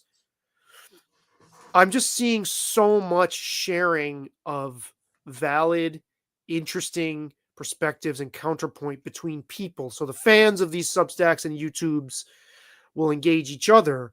And I'm seeing this incredible, robust, like very fertile dialogue there. And where I'm like, oh yeah, that makes sense. Okay, that makes sense. Okay, that makes sense. And rather than Klosterman respond like, man, I don't know where I'm getting my information from. I don't know whether it's true. It's more like, well, why do we lose sight of the fact that there's tons of people with interesting insights to share? Why don't we fucking celebrate that instead of like, because what he's afraid of is that his brand was a way to reconfigure the capital T truth and present it in a way that seemed unique and thoughtful when it was empty and stupid and reductive. But hold on. But now he doesn't have an angle on that, or a corner on that market. So, oh my God, I don't know where I'm getting my truth from. It's like, well, maybe if you hadn't bought into the illusion of the truth to begin with, or tried to tell people what it is, you'd be in better shape. So I applaud him having an existential crisis. I hope it hurts. I think, and one of my favorite lines from the movie Quiz Show, and I think all that money should be given back. All right. Martin Scorsese says that in Quiz Show. Yeah, and a fantastic movie. But I think you're off here. I think I truly believe that this is the normie side of Chuck Klosterman coming out. Of course it is. This is not Chuck Klosterman, the author. This is Chuck Klosterman, the person. This is the 40-ish, maybe 50-ish year old white, liberal, relatively affluent Democrat man coming out. This is a guy who listens to sports talk at NPR, the New York Times, and thinks that the slant there doesn't actually affect their analysis. And I think what we're seeing is that they don't realize that the world already changed and changed long ago. And Chuck Klosterman's profited off that, but he doesn't realize it. But there's a lot of journalists who profit off it and don't realize that. Can you elaborate on that more? Because I think that's such a brilliant point. So important. All right. So one of my grand theories of media, I have many of them. I'm going to be elaborating on this a lot more, but I think we're back in the yellow journalism age. Yes, you told me this off mic before. Yes. For a couple years now at this point, more than a couple. Yeah, more than a couple. I've been thinking about this for a long time. I've been talking about it for quite some time. I'll summarize. There was an era where every major American city had 15, 16, 24 newspapers, where creating newspapers was cheap. And every newspaper had its own persuasion, own perspective. Like if you were a union, you part of getting your message out was creating a newspaper.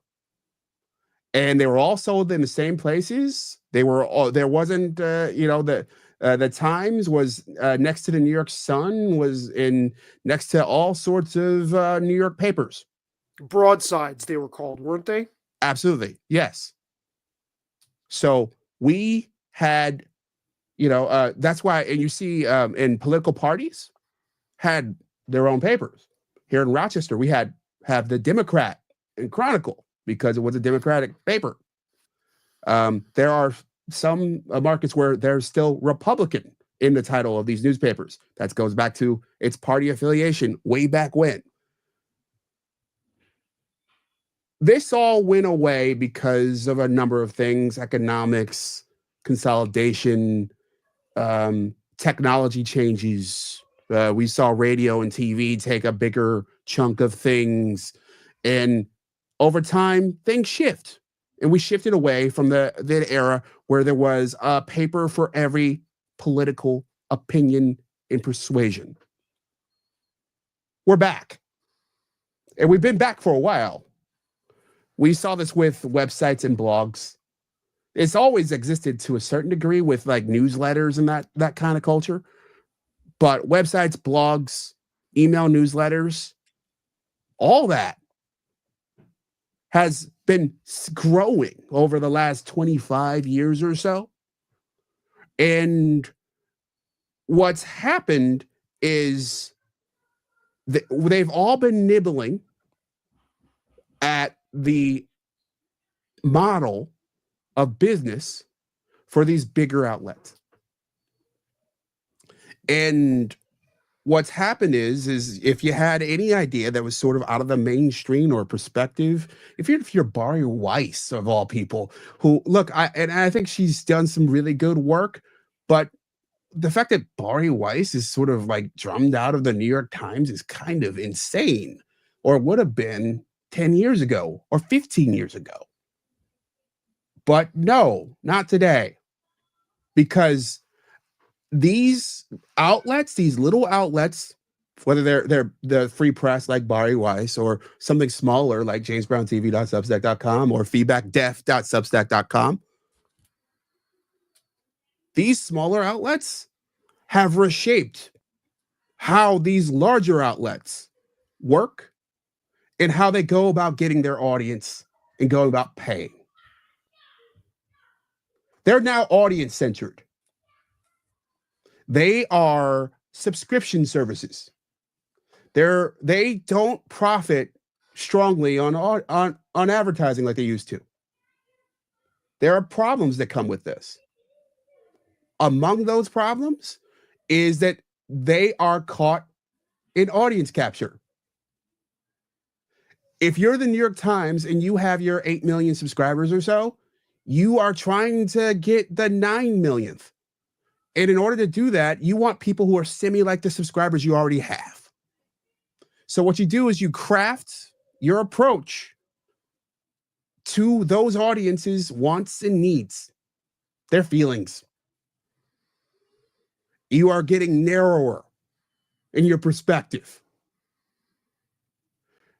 And you're looking around and looking at Matt Iglesias, and you're looking at Nate Silver, and you're looking at Bari Weiss, and you're like, man, like they are serving this small slish. Andrew Sullivan.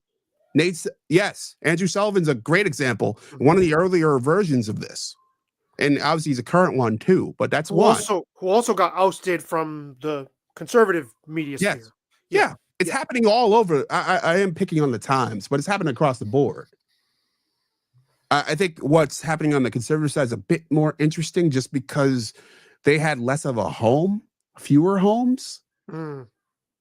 Really, it was Wall Street Journal, and Fox News, and that's just about it. Like there were, so like they are forced to be more entrepreneurial before the advent of Breitbart, The Blaze, and even with all okay. that. Okay. And the growth of those sites are part of this. Right. Like the liberal, the person on the left side of the spectrum who is the equivalent of the Blaze subscriber looks at the New York Times and still thinks that they're being served well. Okay. All right. So until that person doesn't feel like they're being served well, which we may be approaching, that may be what Klosterman is hitting at. You're not going to see that kind of Blaze, Daily Wire, Breitbart, giant companies built out of these slices of the conservative world on the left. You're just not going to see it. Well, can I just ask a question though? Go ahead. If Democracy Now! Had started now, or Air America had started now, could that have happened now if they had been in this time period when they broke off? Maybe. I think there's other things that I can teach a class on this, but I think there's other things that that I think has prevented the left from developing their own tranche. I think it business wise. I think there is sort of this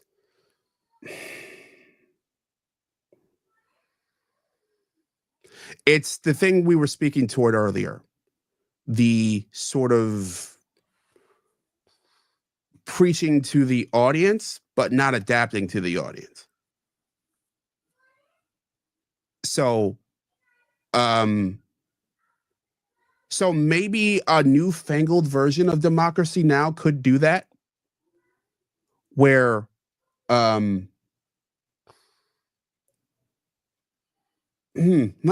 me think this through, because that's a really great question. Or the left version of Fresh and Fit would be Bernie Bro Hose. actually, I don't think that's crazy. All right. Bernie Bro Hose. Well, not so much even the Bernie Bro Hose. No, hosted by women. Like, it's sort of like what's the one podcast that Kamala did go on? Oh, she went on Call Me Daddy. Yeah. So right. So that, and she went on Shannon Sharp. Yeah. So she call her daddy. Right. So look, I think the thing I think it's mostly they feel served by mainstream outlets in a way that conservatives don't. I think that honestly, I think that's the main thing. So the more I think about it, because it's when you go into the psychographics of Democrats versus Republicans, sort of like the behaviors, the things they have in common, you see sort of the type of entertainment that they're into varies a little bit from each other. You mean? Yeah. Okay. The tranche of your average Republican and your average Democrat. The uniting factors that make that you can draw around them. Obviously, there's not, everybody's a little bit different, but but the things that stitch them together. I think this is once again politics being downstream from culture. This is, if you are a progressive or Democrat or liberal or whatever name we want to use, I think you look at the broader side of culture and you feel like, oh, I'm being reflected in this. Mm-hmm. Yes. When you look at it from a conservative point of view, you look at culture and it's like, you're like, I Where don't am see I? my, that's why Angel Studios, for example, has been able to go from church to church and like be able to like get people to like en masse support stuff like Sound of Freedom because they feel like, oh, like my perspective is actually being reflected here. And and they're forced to the ground floor, the grassroots, to build something, while the left, they can like, if you go down to the cinema, you go to the art house, you're going to see your perspective over and over again. And It's you're going going to be to ripped up because of the nature of Hollywood, because it does lean left, at least on the creative side. On the commercials, on the when it comes to selling this stuff, they're a little bit more middling. But yeah, that's where that comes from, and that's part of what's interesting in this whole shift, because you could look at sort of because Silicon Valley is a very interesting example of this, because it's been obviously Elon's heavily involved, Vivek Ramaswamy, JD Vance, all involved with the Trump administration, but they're split on it too, because if you look at the Silicon Valley money, it overwhelmingly went to the Harris campaign, even though you had these major figures, David Sachs among them, Chamath Palihapitiya, speaking up in support of Trump. You also have this sort of Reed Hastings of the world sort of pouring and coordinating the pouring of a ridiculous amount of money into the Harris campaign. So you have this sort of like this split there as well. So,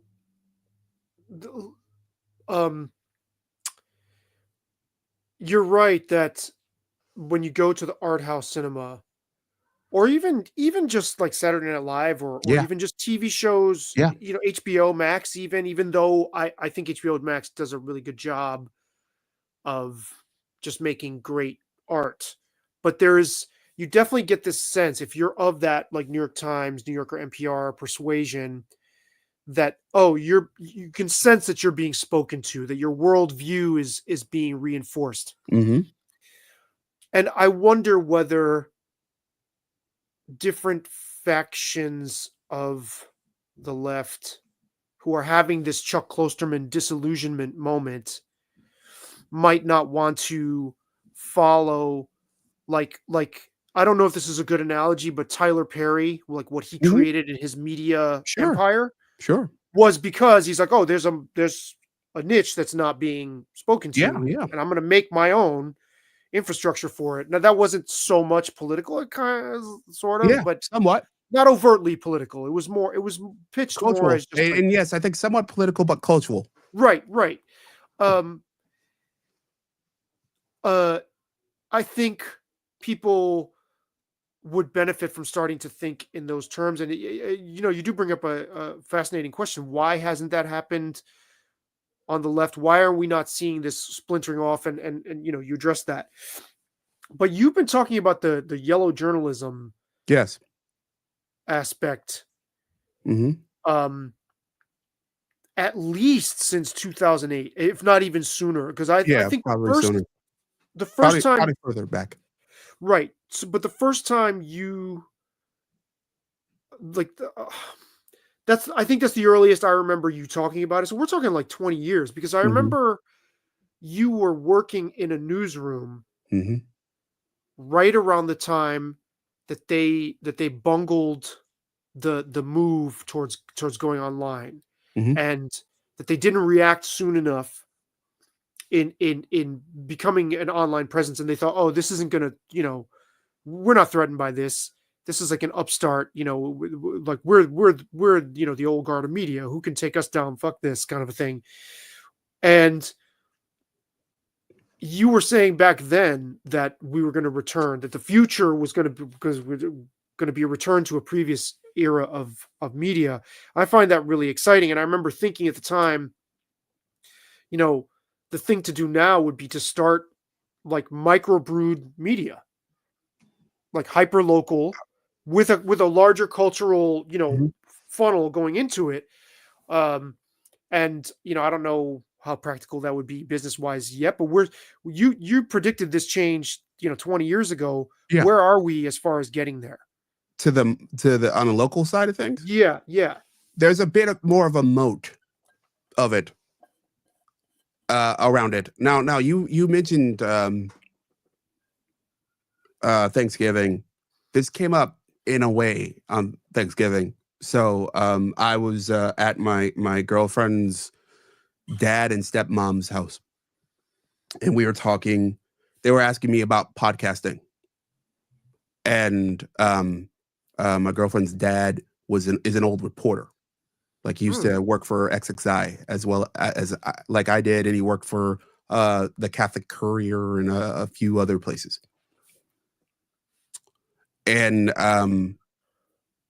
I was explaining the difference between podcast fame and radio fame. So when I was in public radio, one of my favorite moments was walking into Old Soul Burrito. It's this great burrito shop that no longer exists. Walked in as my voice was playing on the radio. I was ordering a burrito. That must have been so fucking cool. Yeah. And the not barista, but the cashier heard my voice, heard the radio, heard my voice, heard the radio. And her eyes got like, oh, you're like over there, but you're here. You're over there, but you're here. Oh my God. There's still a power in that, in live broadcast, in real time. In a concentrated area.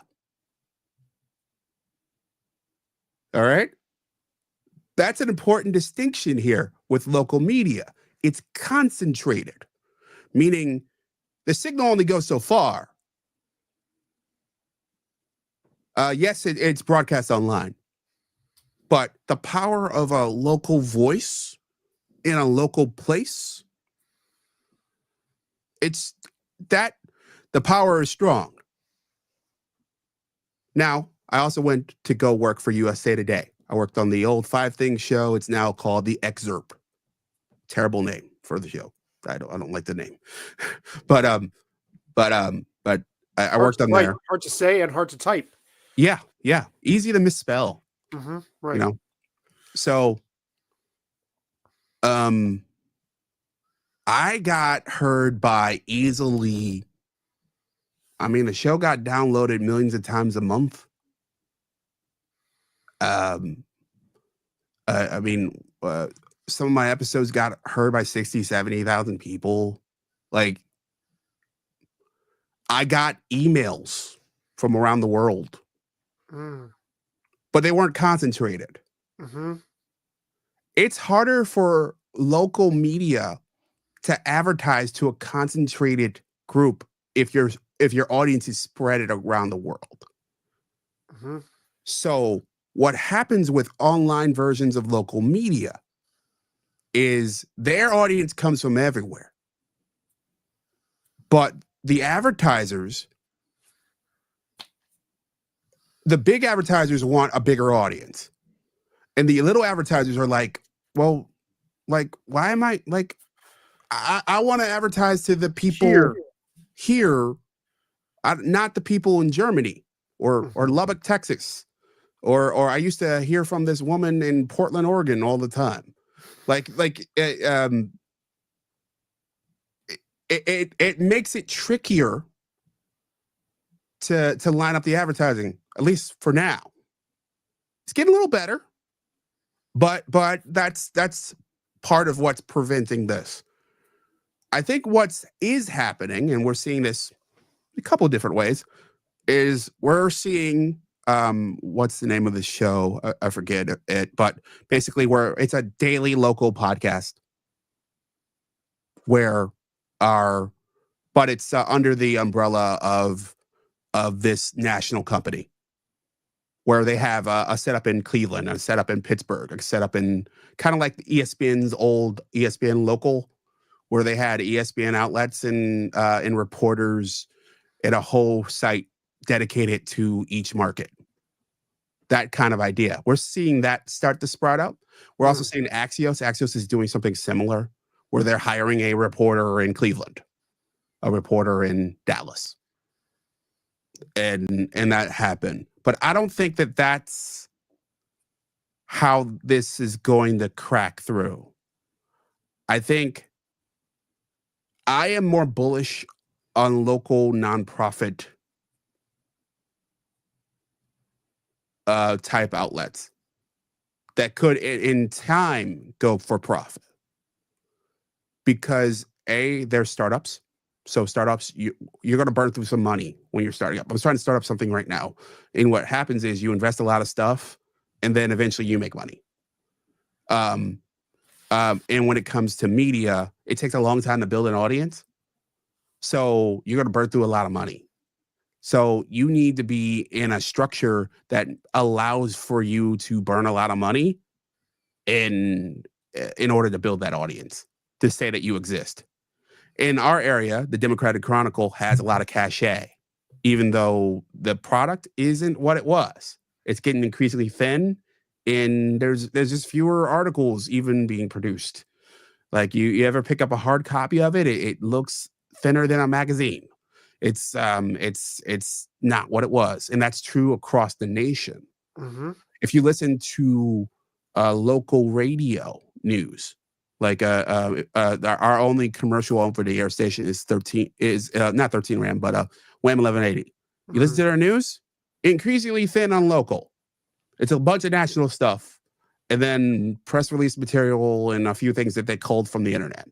It's a very, very thin thing, because hiring people to collect that information is expensive.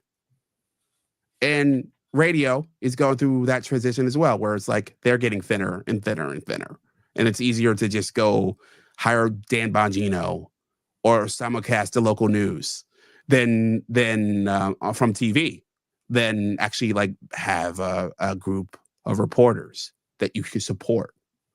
You're seeing a little bit different from NPR. Locally, NPR is growing, and is growing. You can see that here or there, mostly across the nation. Here's my theory. They're very specific. It's a very specific audience. It's a very specific type of reporting, a very specific type of issues touched on. Mm-hmm. And it's been around for a long, long time. So you know it. The audience knows it. People who don't listen to it know it. They know what it is, and they know what you do. So you don't have the sort of like try to understand what you are kind of scenario with them. So as in this new narrow, deep and infinite world, like they're perfectly positioned to just sort of double down on it. Execution will, you could argue. Like I think they're having execution problems because of lots of reasons. I could go on for that for ages. But when it comes to a micro news, I think you could easily build on the internet. You can build through social media. It's tough to build a sustainable organism still at this point, because the rules are there are no rules. There are no markets anymore. Everybody's in your market.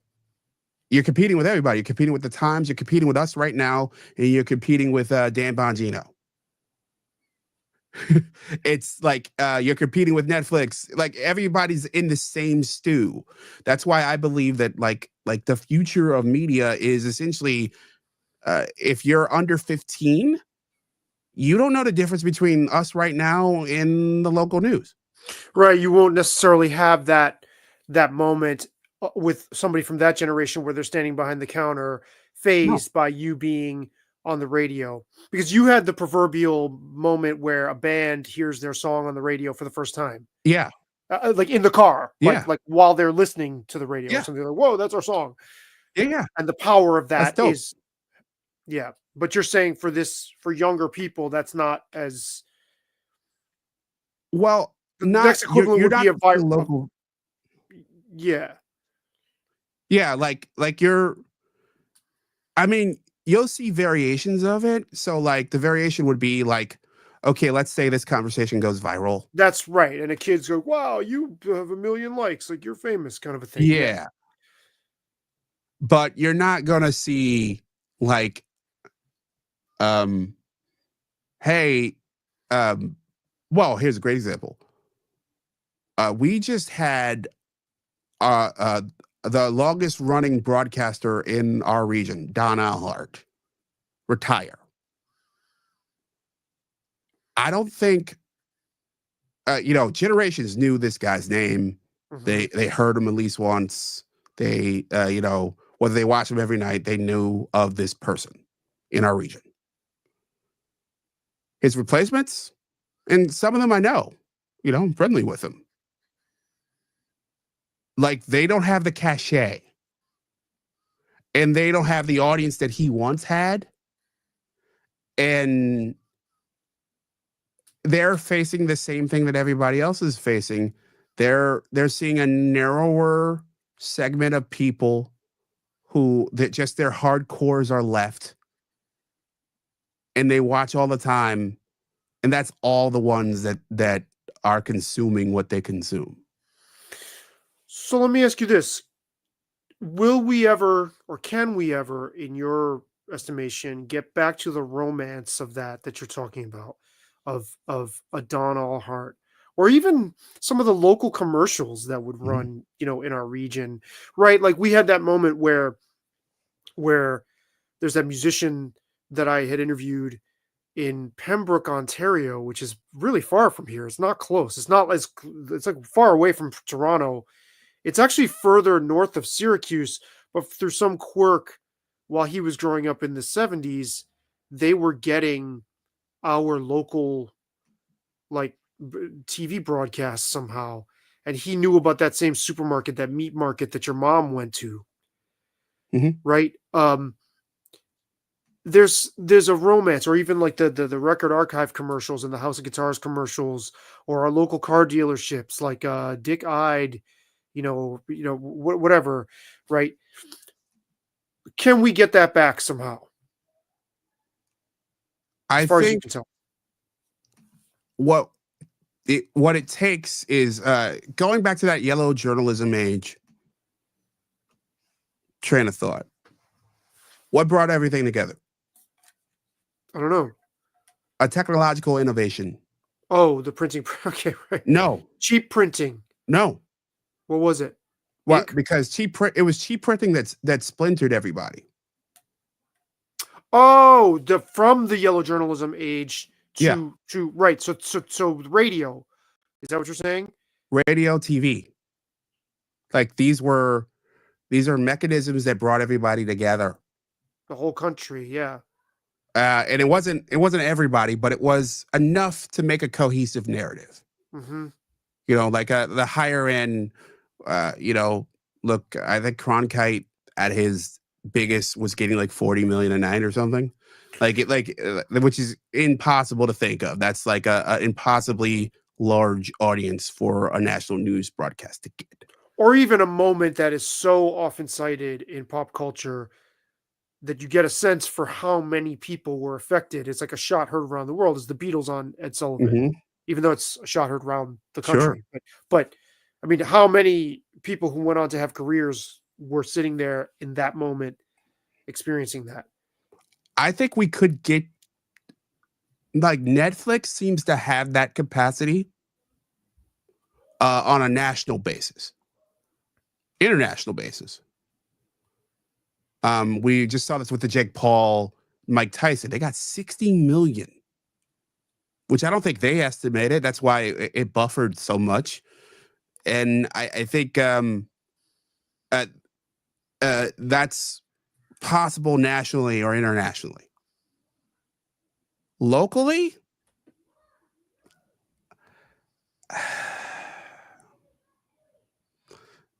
it's hard to imagine. Yeah, it's sad. It's unfortunate because it's yearned for. If you look on YouTube, there are so many channels that have old local, or maybe not local, even MTV, whatever, commercials, but regional stuff, right? There's Facebook pages for regional appreciation of these old media artifacts. So people are craving it, right? The audiences want this, but you're saying our habits and Do they way want it though? I think so. I think so. Their But habits would say say they don't. otherwise. But then again, okay, let me here's a question for you. We all in this day and age can relate to the idea that, man, I want less distraction, right? Mhm. I Do would we? like to be able to, but our habits say otherwise. That doesn't mean we don't want the less distraction. It means that our something in what we're doing is being satisfied, that it counteracts this other desire, but it's at our own detriment. So will things eventually even up? Now you have people like, taking mental health breaks from their phone, whatever. They turn their phones off on the weekend, and that's nothing new. But like, do we want it? Yes. Are we in a position to really have the willpower to see it through? That I don't know. And is the momentum already going in a direction that we'll never get back? We'll never get that back. Never is a hard thing to say, because I think if you were in the thick of the yellow journalism age, you would have said that, oh, we're never going to go back to, towns with no coverage. Like we used to have, even locally, we had these papers that were serving individual suburbs. Wow. And we're talking about recently in the last Messenger 10 years. Post, right? Yes. Yeah. And there was a merger and they got bought out, and now it's part of the larger newspaper. That was the first place I ever got published, by the way. Messenger Post. Mhm. Cool.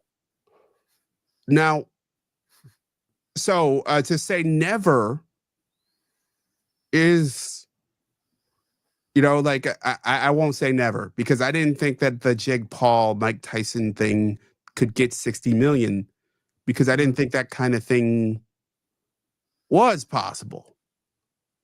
That's why I get back to the idea of a technological innovation. But what would that be? Yeah, it's a good question. I think I think 25 years ago, if you said that, hey, we would be sitting home on a Friday night watching an internet connected TV show streaming Mike Tyson fight a kid that was on the Disney Channel, turned YouTuber and fight promoter, you're like, what the fuck are you talking about?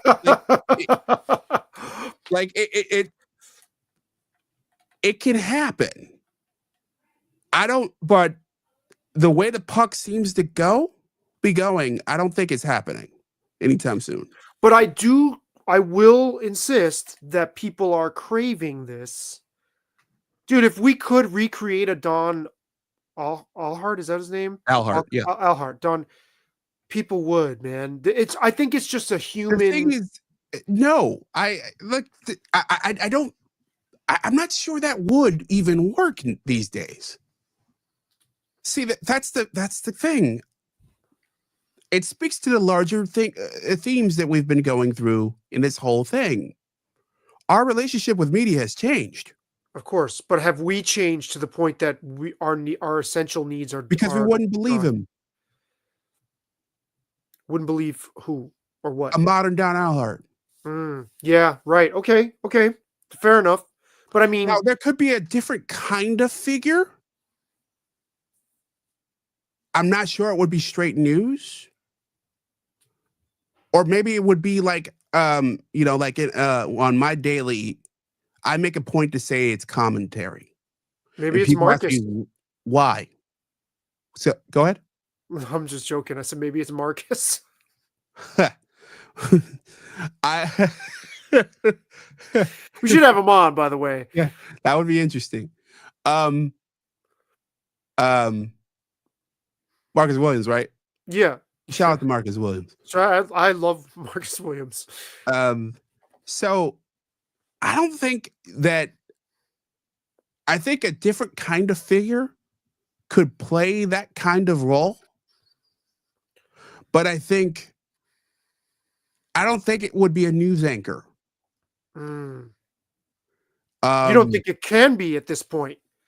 No, because I think we have such a different relationship, a different expectation of what we consume. Yeah. And I don't think it's everybody, because you have the Chuck Klostermans of the world who are just waking up, right? And like, holy crap, but the people I listen to every day are telling me this. They're still there, like that dude, of course. Like there are plenty of Don Alharts and Walter Cronkites and Dan Rathers and Tom Brokaw's. But the thing that person didn't realize, that I think a growing, I'd say maybe 2/3 even of the population does, is it, what we learned about Dan Rather and his downfall. Dan Rather has a very strong political opinion. He is pretty liberal. And yeah, it bleeded into what he reported. Which is why I said it wasn't shared truth, it was a shared lie, because it was colored. Yeah. But we all received it as like one central nervous system, one broadcast tower. Like, well, we all sort of couldn't help, but even if you were saying it was biased, even if you were aware, there was something very seductive, and I would even still say charming, about it all coming from. There's even that, what is it, Paramount? What is the movie studio with the one tower and going, the logo? Yeah. I mean, there's something. But I know the one you're talking about. But I get what you mean. The reason why I veered toward the term shared narrative isn't necessarily because of the media side of things. I think the media side of things has bleeded into wider and broader communication, one-to-one communication. We're seeing this in terms of relationships, both with work, at work, with work, in at work. I meant that purposefully, and with each other. We've seen a resorting of America. Liberals don't want to live around conservatives, and conservatives don't want to live around liberals. And now they're telling the people who, the team that lost the election was insisting that it's okay to cut your family off for Thanksgiving. And not, that was one of the craziest things that I've seen among all these maps that some people joke about, but I think a lot of people were serious, where it was like, hey, can we just like merge with parts of Canada, even though they're going through a similar thing? Like if you look at the center of Canada, you look at the rural and suburbs of Canada, they're purple. They are. I think what we've seen communication wise is that we now have an expectation. And this is why I like having like a mixed company. I like having conservatives around. I like having liberals around. I like having libertarians, and I like hearing everybody. But that's your invitation, Marcus. We want to talk to you. But you're invited, Marcus. But I'm the weirdo. What's normal now is the expectation of ideological purity. Or near ideological purity with the people around you, with your coworkers, with your neighbors. But ironically enough, what's the most accurate projection of this past election? It was the Trafalgar poll, where neighbors were asked about their neighbors. Yes, I heard about this. Yep. But the I didn't quite understand it. Yeah. It was the implication that I got was like the commentator that I was listening to was that neighbors. I couldn't tell if neighbors were accurately speaking for what they thought their neighbors, or if they were speaking for themselves. Both. And like, oh, my neighbor thinks this because I don't really want to admit what. Getting back to the communication angle here, we have become there's such suspicion, like there's a bit of this sort of Red Scare ideology. This is why this era really fits in with the 1930s so well into the 1940s, and maybe we're headed toward into the 50s, because there's just sort of like, oh, that person might be a MAGA person. Well, we're heading into like, and we're actually relatively good at identifying our neighbors in that way. And we're also, we will, and if asked, we won't admit directly unless we Democrats will openly admit who they are. Everybody else was like, my neighbor is. When it's really you. We have had this sort of reshaping of our communication where it's like, hey, there's certain things we can't say. We have to say things a certain way. We have to we have all these weird litmus tests that we have to jump through all the time. And that's what you were speaking to, I think, in terms of this sort of Trump revolt kind of thing. Right. There's no way that hasn't, as far as I would expect, I would be shocked if we didn't see a change all around us because the dam is broken, because people are I think so. Klosterman had his moment of like, whoa, like splashing cold water on the face. I think for Team Red and the average, and that's not one monolithic thing, but let's just, for argument's sake, for all the people who came out of the woodwork and feel vindicated by the Trump victory, they are having a splash of cold water to the face, except it's the opposite. It's like, whoa, wait a minute. We were represented all along, and we are like actually here. We do have an impact. We do have a say in what happens. And, I listened to the author Lionel Shriver. There's too much to describe about her. She writes for The Spectator, but she's an author, and she was on Megan Daum's podcast, and she said what was so, like, when you looked at the map of the counties, which counties went to, and Glenn Lowry talked about this too, like how so many counties that historically were blue went red or had a steep increase in the people who voted for Trump. Lionel Shriver was saying to Megan Daum, it's like, well, it's really impressive that quote unquote liberals, the left, has controlled institutions and culture to this degree. Yes.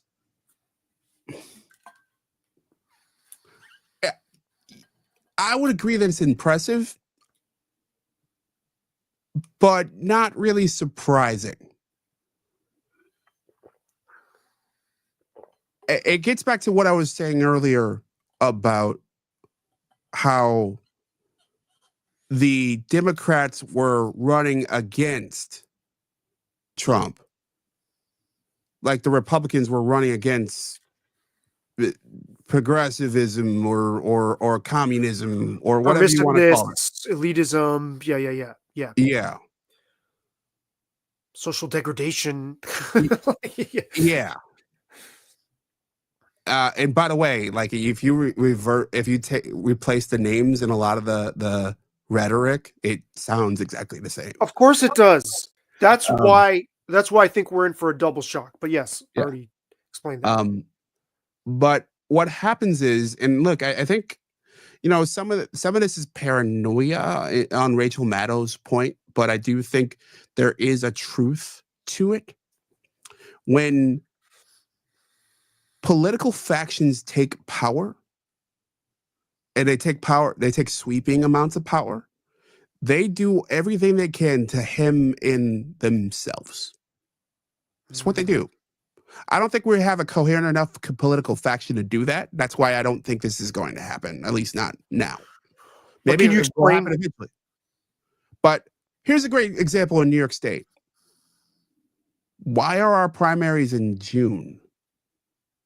Did you know our primaries were in June? I did, but don't give it that much thought. Yeah, that is yes, because I think you've brought this up before. But it yeah. So you're saying hem in their power? Yeah. The Uniparty, Republicans and Democrats, they structure they in order to prevent third parties, they structure things so that third parties can't come in. And when one party takes over one area, one city, one town, one county, one state, they do all they can to structurally make it easier for them to maintain that power. It doesn't always work, but it's what they do. Conservatives and liberals, they all do it.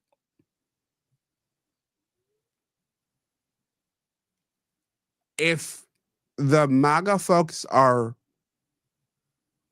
more cohesive than I give them credit for, that's what you do. I don't think they're cohesive enough to do that.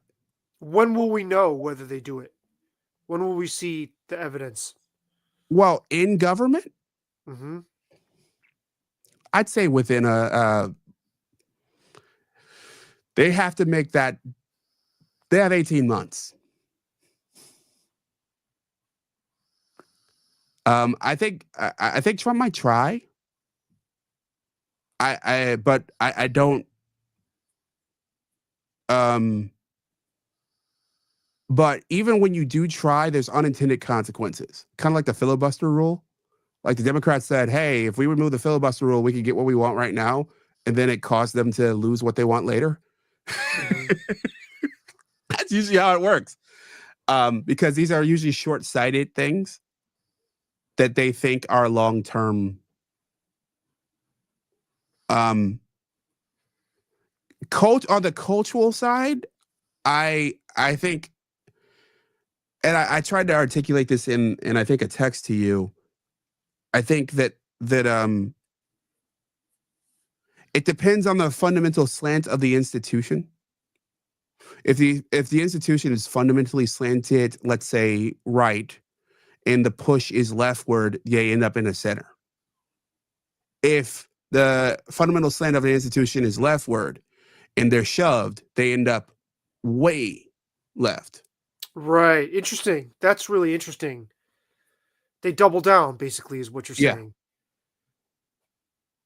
So the trouble is, a lot of these institutions aren't easily replaceable, or they're so hemmed in through whether it's law or just like they provide something that other people don't. So like they just have a reason for existence. Such as, can you give an example? I mean, I think we've seen it in our newsrooms across the country. Like, as I was explaining earlier, it's excruciatingly hard to launch a newspaper. So your newspaper can veer far left. In their business model, they may lose people left or right, but they don't really have any real competition. I think you could make this argument about a bunch of institutions. If there's no real like alternative for the public to turn to, then you can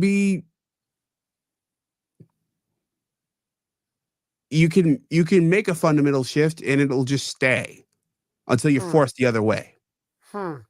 So am I right in hearing that what you're saying is we're moving into a fuzzier picture, like that it's not going to be um that yes you acknowledge or you can feel that things are shifting, but how it shifts is going to be messier and more dynamic than what I'm suggesting. I agree. I think that's what I'm trying to articulate. I think that we're going.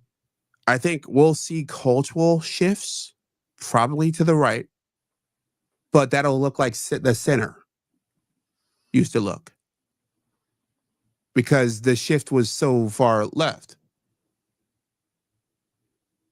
And I meant to ask you this before. You remember how you were talking about custom, how the move in technology is to try to have everything be as customized to Yeah. your personal. Um, could we see media content studios? I'm talking about film and TV, like major platforms. Mhm. Do something similar to like a choose your own adventure where they make two versions of the same thing and you can pick the one you want. Oh, I think we're going further than that. Okay. I think we're gonna get like to customize it as we go. I think we're gonna have the James Brown abstract world, and it'll be more like a video game, only live action. Right. Okay. All right. So yeah, wow, it's a brave new world, huh? Yeah, Or the I same, mean, or is it all that new? Some of it is the same old at the same time. yeah, I think it's a little bit. It's a mix of the two for sure. It's like I think in terms of news and information and entertainment, I think it's just we're gonna have just an endless bounty, a ton of new opportunities, and a ton of options until there is this sort of uniting thing that brings us together. Well, you I think it talked just gets harder to well, imagine. but you talked about how, we might be moving into the 50s again, like a few Mhm. minutes ago. But you skipped Neil Howe's. You Yeah, skipped a step there. That between the 30s and the 50s, there was this chaos. global cataclysm. Well, I mean, look, whether it's internal or external, I do believe there's some sort of moment of just like, oh shit, coming. Well, and we haven't given enough airtime. I want to at least acknowledge that what James Howard Kunstler has been saying may yet come to pass, where I don't we buy don't. that. And look, Jim, I love you. And I've been listening and reading your content literally for the last 20 years. I don't buy it. Well, what I was going to say was the internet not being as available, this connectivity not being as available because we can't sustain the Yeah. technology to do it. Then your local papers would come back. Yeah, for sure. And like, if Russia cuts off the internet line, and if like and if, look, oil is scarcer, yeah, we could, if technology does, go back to the and we can't live stream for almost 3 hours. Uh, of course we could. I think that changes everything. I think we actually end up going back even further, back to beyond Alhart and newspapers. I think we end up, I mean, you, me in a park talking in front of a group of 20 people. Wow, Um, that would be um, exciting. um, which I think should, we should endeavor to do anyway. But, That'd be awesome. and I think culturally, I think it'd be awesome too. I think what all this world I'm describing leaves the opportunity for is smaller scale, hyper local engagement. I don't know that it's through media as we have been discussing, though. Not so whether it's social or or online video, audio like this.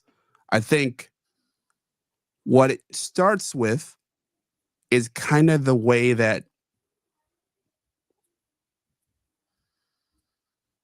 this seems like a veer off, but it's not. My mom is obsessed with her Ring doorbells. She's obsessed with them. I bought them for her.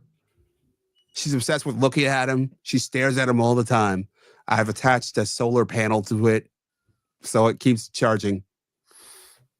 But looking at them with what, like how much of that is looking wary for who might be approaching the house versus just curiosity? It's both. Okay. And attached to that is an app that gives her basic information that's crowdsourced from her neighbors. There's a lost cat. There's a shooting in the area. There's a porch pirate. There's all this random stuff that you learn from these people who she hasn't talked to or hasn't met, but they're all piled into one place. Mm-hmm. I think that what my encouragement and one of my goals for 2025 is to have local in-person conversations, because I think that is the way that you could spring out into an online platforms. Mm-hmm. So if you had people get together and have a conversation like this, and we invite anybody who wants to come and have this kind of conversation, then you could sprout into online platforms from there. I think you have to find the tribe, hence, people who are interested in looking at lost cats on the Ring, and then build the platform around the tribe.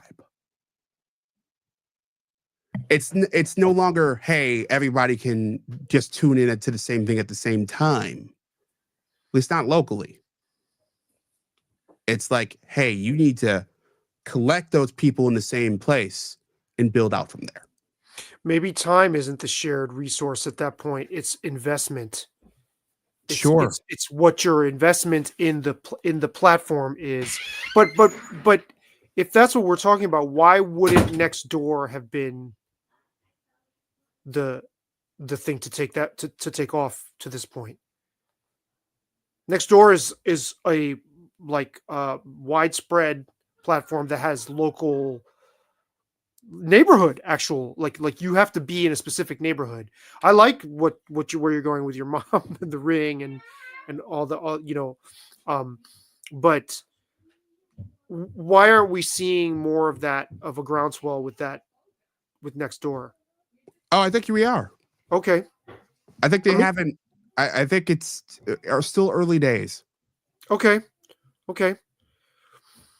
Yeah. So I wanted to ask you, Yeah. how was your Thanksgiving?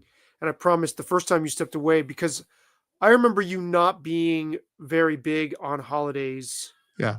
When we first met. It seems like things have maybe changed a little bit, or you're more. Yeah. You've warmed a little bit to. For those of you listening or reading, I wrote about it a couple times. My last two email podcasts on jamesbrowntv.substack.com. Why does Thanksgiving unite us? And avoiding arguments, the sounds of holiday silence. Yeah, right. So those are two sides of the same. Yes. Coin. What basically, I've changed a lot. Well, at least in some ways.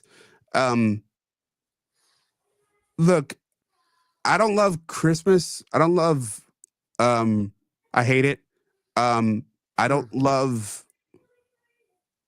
New Year's really. I actually kind of liked elements of Thanksgiving, the football, the turkey. Liked, as in past tense. Yeah, I'm speaking about my past self. Okay, But okay. as I've gotten older, what I've learned is and have valued more are the people in my life and the people who want to be near me and around me. I know I'm not the easiest person to be around and near all the time. I can be moody at times. I can be, I love to, talk and argue, and I go off into outer space. And, the one thing I do, one of the few things I have in common with Donald Trump is I weave. I have a weave. I have a Trump weave. I can go one place and work my way back. So you were doing your own Trump dance before it was a thing. But yeah, look,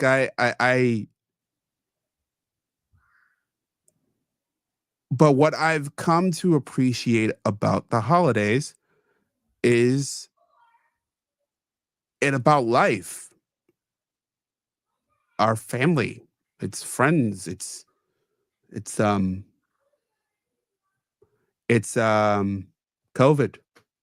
It's I think what's a big part of that. I've come to appreciate tradition. I've always appreciated tradition, but one of the things that really made this time of year difficult is I've lost a bunch of siblings.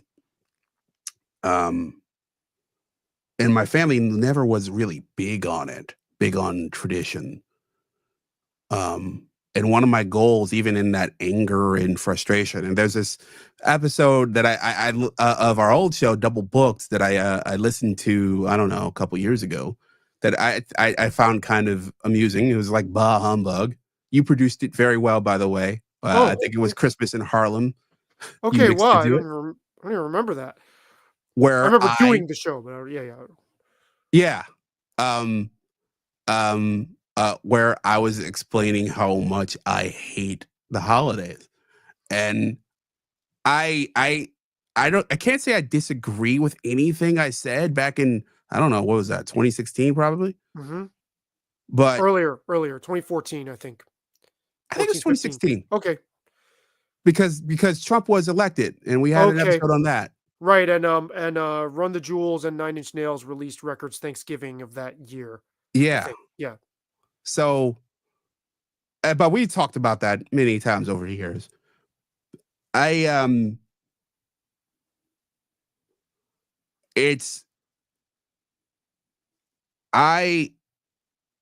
still don't like that everything closes. Just my favorite part, actually. on holidays. But I do appreciate tradition. It's one of the reasons why I would always watch football on Thanksgiving, because it's tradition. It's in many ways I'm a pretty traditional person. I in terms of values, in terms of things that I appreciate about the world, at least socially and personally. And what I'm trying to cobble together in my life is more traditions. I love it. So, I mean, Fresh and Fit Thanksgiving episode should be coming anytime soon. Cut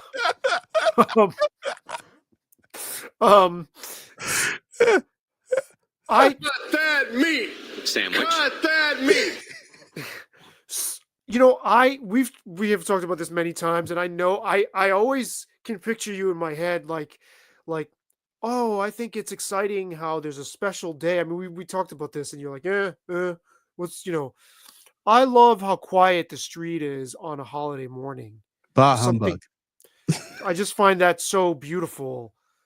I took my daughter and her baby brother who's not my son, but to walk their dog and yesterday, and it was so nice and quiet, and that to me, it isn't just about the quiet; it's about there's a sense of calm over everything, and I feel bad for people working jobs at like Dollar General and stuff like that, or even Wegmans.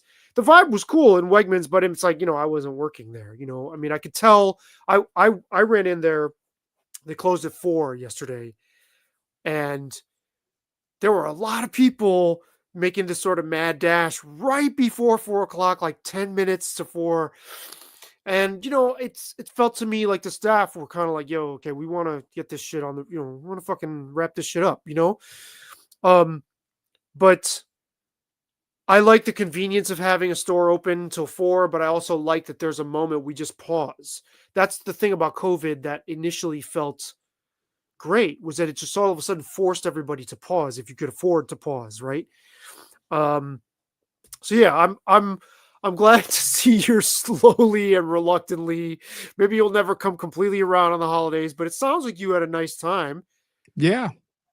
I mean, you seem like somebody who had a cheerful, your disposition this morning is cheerful. It seemed like, oh, it was a cool Thanksgiving. Yeah. I think that's one of the reasons. Like, it was a pleasant time. It wasn't a perfect day, but it was a pleasant time. And also, I don't know, this conversation, I'm optimistic about what's happening in this thing that I am so passionate about, media-wise. And talking about it for me is extremely fun. And my hope and my goal, and damn it, it's going to happen one way or another, whether I'm, in tattered clothes on a street corner somewhere, or sitting in a comfy home studio like this with a camera that's too expensive, a computer is too expensive, and a 3-point lighting setup, or a pro setup in some station somewhere. I'm going to talk about this every day because it makes me happy and chipper. And I like discussing it with you because you have a different skew and you're curious and you're fun. And I want to talk about it all the time and talk about it with everybody. And it's just like it's the thing. If I was born in a different era, I'm sure I'd have a different obsession, whatever it is. But it's like, it's one of the things that I'm just like, I think I'm born to do. Yeah. Yeah. Clearly. And you're, again, I think you should direct people to your daily short audio segments, like your radio segments for online, which are done very much in the style of radio. Like the 2 you did on Thanksgiving. The Sound of Silence was today. Yeah. And then yesterday was Why Does Thanksgiving Unite Us? Which I enjoyed that very much. Yeah, I mean, it's something you'd be doing anyway, which is part of what why I think it's rewarding. It's natural for you to talk about. It doesn't feel like effort. It doesn't feel like straining your brain. And there's very few people, I think, on this planet who would describe me as fun. So I appreciate that. But you asked me earlier about Klosterman, like, am I a gullible fuck? No, James, but you know better. That's my answer. No, but you know better. Talk about condescension of the Democratic Party. Like, maybe that's why I don't like their condescension, because I'm fucking condescending. So, yeah. So, well, let's wrap this up. I'm planning and I sent Sabby a draft of one thing I'm working on. I'm going to do a weekly media column and do more media-centric sort of stuff in addition to my daily podcast / email that I got some good responses about Thanksgiving. And Sabby, why don't you plug away? Yeah, so like James said, feedbackdef.substack.com. I am slowly starting to get a sense for a regular routine. It's interesting you were talking about that you'd be doing this anyway, because I've started to do these short videos. This was months ago, but it's starting to get more into a flow and it feels much more natural. It's like, man, I'm having these thoughts and would be discussing them with people all the time. So I might as well just capture them. And it's mostly on my phone. They're really lo-fi. I look like shit half the time. The picture is grainy, especially when blown up, and they're getting a positive response. And for the people who like them, and I can't necessarily stop to be like, well, the lighting, this, my hair, this, I gotta, I have to capture those. It's starting to feel really good. I mean, I did 5 in one day, whereas I used to have a really hard time talking into a camera. And 20 years ago, or maybe 10, 15 years ago, I would have thought that these little nuggets of, pop culture, hors d'oeuvres were making us dumber. They were insubstantial, they're superficial. And now I think they're necessary. I think everything is so heavy, and obviously I have my outlet. I write pieces, long form pieces that are, very thought out. But these kinds of, hey, I want to talk about Pearl Jam for 5 minutes off the top of my head, or I want to talk about how the lights in this suburban neighborhood have no, the light, there's no light, street lights at night. I want to talk about my OCD or whatever. I just think where I once thought that stuff was frilly and non-nutritional, I think it's an essential part of our diet at this point. We need it. So I'm working on those things. I'm also working on, there is a heavy metal singer named Keith Caputo who transitioned in about 2011, started a medical transition to Mina Caputo, who has detransitioned and is now very outspoken against gender youth, what we euphemistically refer to as gender youth care, about medicalizing kids. He's way on the Trump train. He's got a thick Brooklyn accent and does, these walking videos on his Instagram reels, and is not pulling any punches. And I'm really curious to see how this is received by the people in, my peers and my editors, who are, as much as you've been describing, just completely incapable of comprehending, processing, much less comprehending how this person could be coming from this place. They just don't know what to do. And how this story gets covered, and whether it does get covered much at all, whether it, there were some news posts, right? I think will be a barometer for how the people in music journalism go forward. My guess is that they're going to attempt to try to paint this person as crazy and say, well, there were always mental illness issues there anyway, and just keep marching forward blindly. But his point of view is coming like a wrecking ball for y'all, whether you dismiss and snicker at him or not.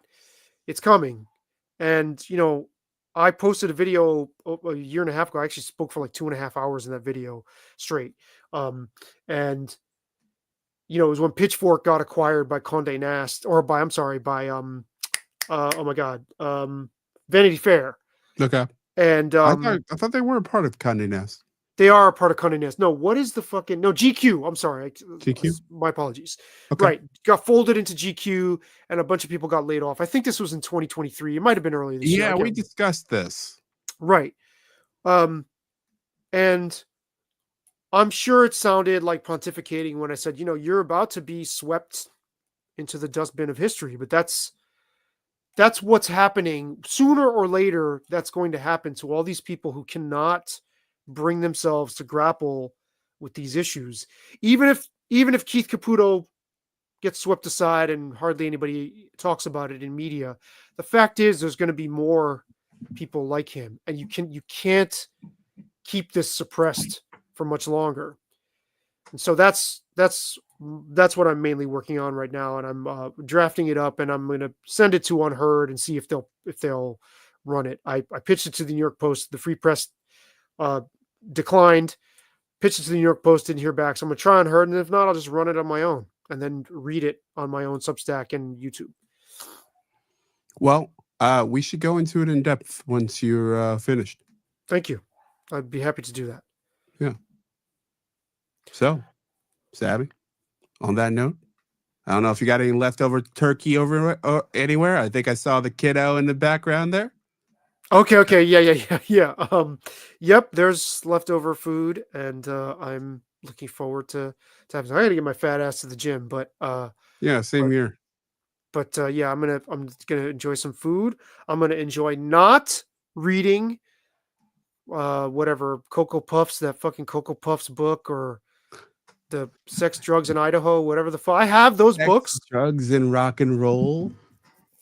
I have those Klosterman books, and I have other writers like that. Rob Sheffield, and Yeah. there's another one whose name escapes me that Nick Hornby.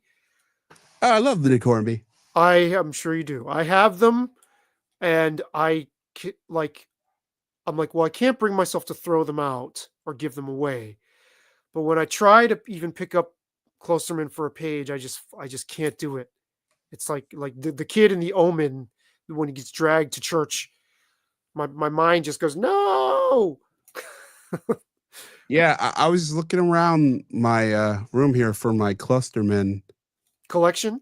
Yeah, it might be behind. Like, I need to add some shelves, because like my shelves are bustling over here. But yeah, I do want to pull out something that I have been reading that is fascinating, though. If you can see this is No the Rules rules. It's Netflix. about from Reed Hastings, one of those funders of Kamala Harris. He's also the co-founder of Netflix. Okay. I found it a really interesting book, and I just saw it, and I figure I'd pull it up and share it. Nice.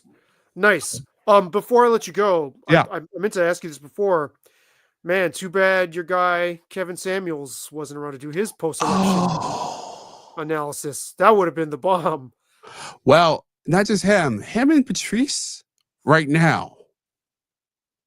Wow. Patrice O'Neill, Kevin Samuels. Wow. Yeah, what they would have to say about this moment and the Yeah, sort of yeah, reemergence Totally. of masculinity. I mean, if you go back and listen to Kevin Samuels from a couple years ago, you see some of the origins of this stuff. And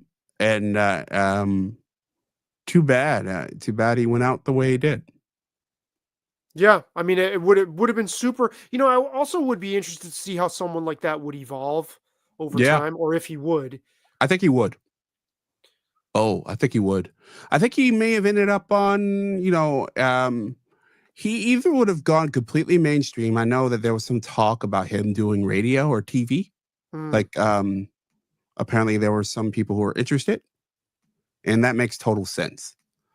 Or he would have extended his critique. I could see him sort of evolving into like a Dave Ramsey kind of figure. Where I don't know how much Ramsey you follow. Not much at all. But Ramsey's core is financial stuff. But he addresses more than that. So his core, probably, I could see it remaining love advice and sort of just expanding out. Yeah, because he clearly had more to say. I didn't think he was a caricature. Yeah, I thought he was being honest. Yeah, and it's clearly it seemed to me that if you sat down and talked to him off mic, that conversation could have gone in a lot of places.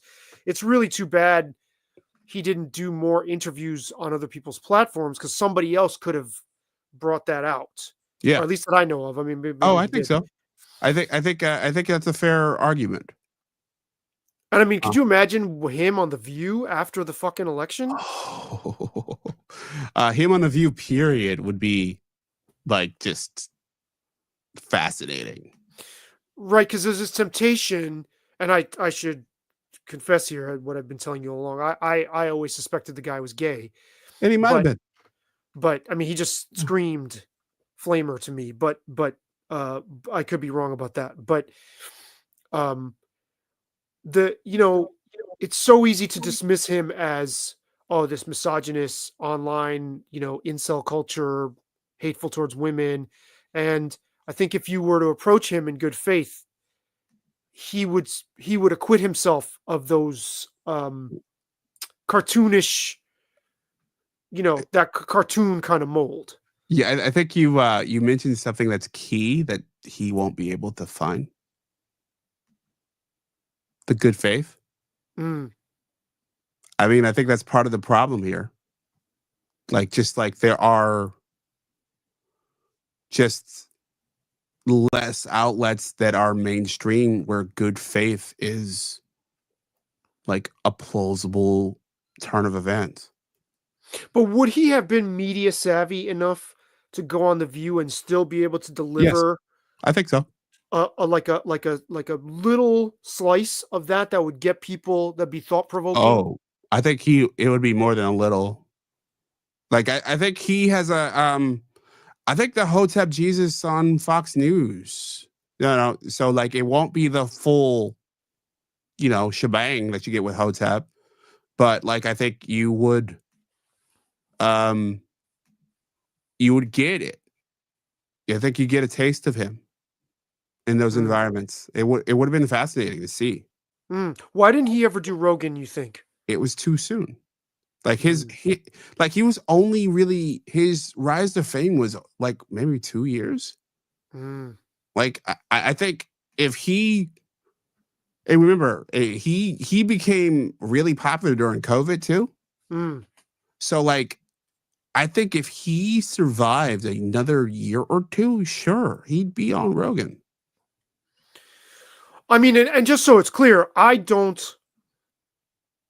thought his premise, I remember him telling a woman one time, You're average at best. Look, I didn't like that shit. I don't go for that. And I didn't like, he told a woman one time when I was listening, he said, men have built this entire world all around you. Men have done everything for you to exist in this world. You should be more thankful. And my answer to that is, okay, fair enough. But I mean, women have birthed you, so you could fucking say the same thing. I understand his point. I get his point. Like, don't be so hostile to men when they actually do create the physical infrastructure. By and large, it's men who do that. But I mean, we fucking exist because of moms. So to me, that's a really shallow thing to kind of put as the chip on your shoulder that you're going to be shoving into people. But he was deeper than that. Yeah, he was deeper than that. And I do think, like he, like most people who are, doing that kind of, and I want to say that kind of, I mean, building an audience, you tend to get some extreme takes in there. Like you get the darkest, not darkest, but like the wildest parts of your narrative, and that comes out when you're building an audience online for long periods of time, answering questions like that. Well, as you've described it, you turn yourself up. Yes. Well, that's all media. Yeah, I do agree with you there. Especially in podcasting, though. Yeah. In online media, for sure. Yeah, I absolutely agree with you there. I don't agree with you that everybody is contriving, and I don't agree with you that everybody is sort of allows themselves to be co-opted and is trying to do that. But I do agree with you that we all turn ourselves up to some degree. Sometimes it happens organically. Sometimes you just catch a moment where, somebody's getting hot under the collar. But yeah. Yeah, I think it happens in socially too. I think there's certain social environment where I think you turn yourself up. I think like take a bar, I think many people as I used to say with dating, and I think this does work with media too, and it works at work. We trot out the representative. This is a person who is a vision of you, a version of you. But it's not who you would be while you're alone, sitting in your house or talking to your spouse or when you're in a less pressure-packed environment. So it's a vision of yourself that's a different version of you. It turns up some things and down others to fit what you think is necessary in the world that you're venturing into.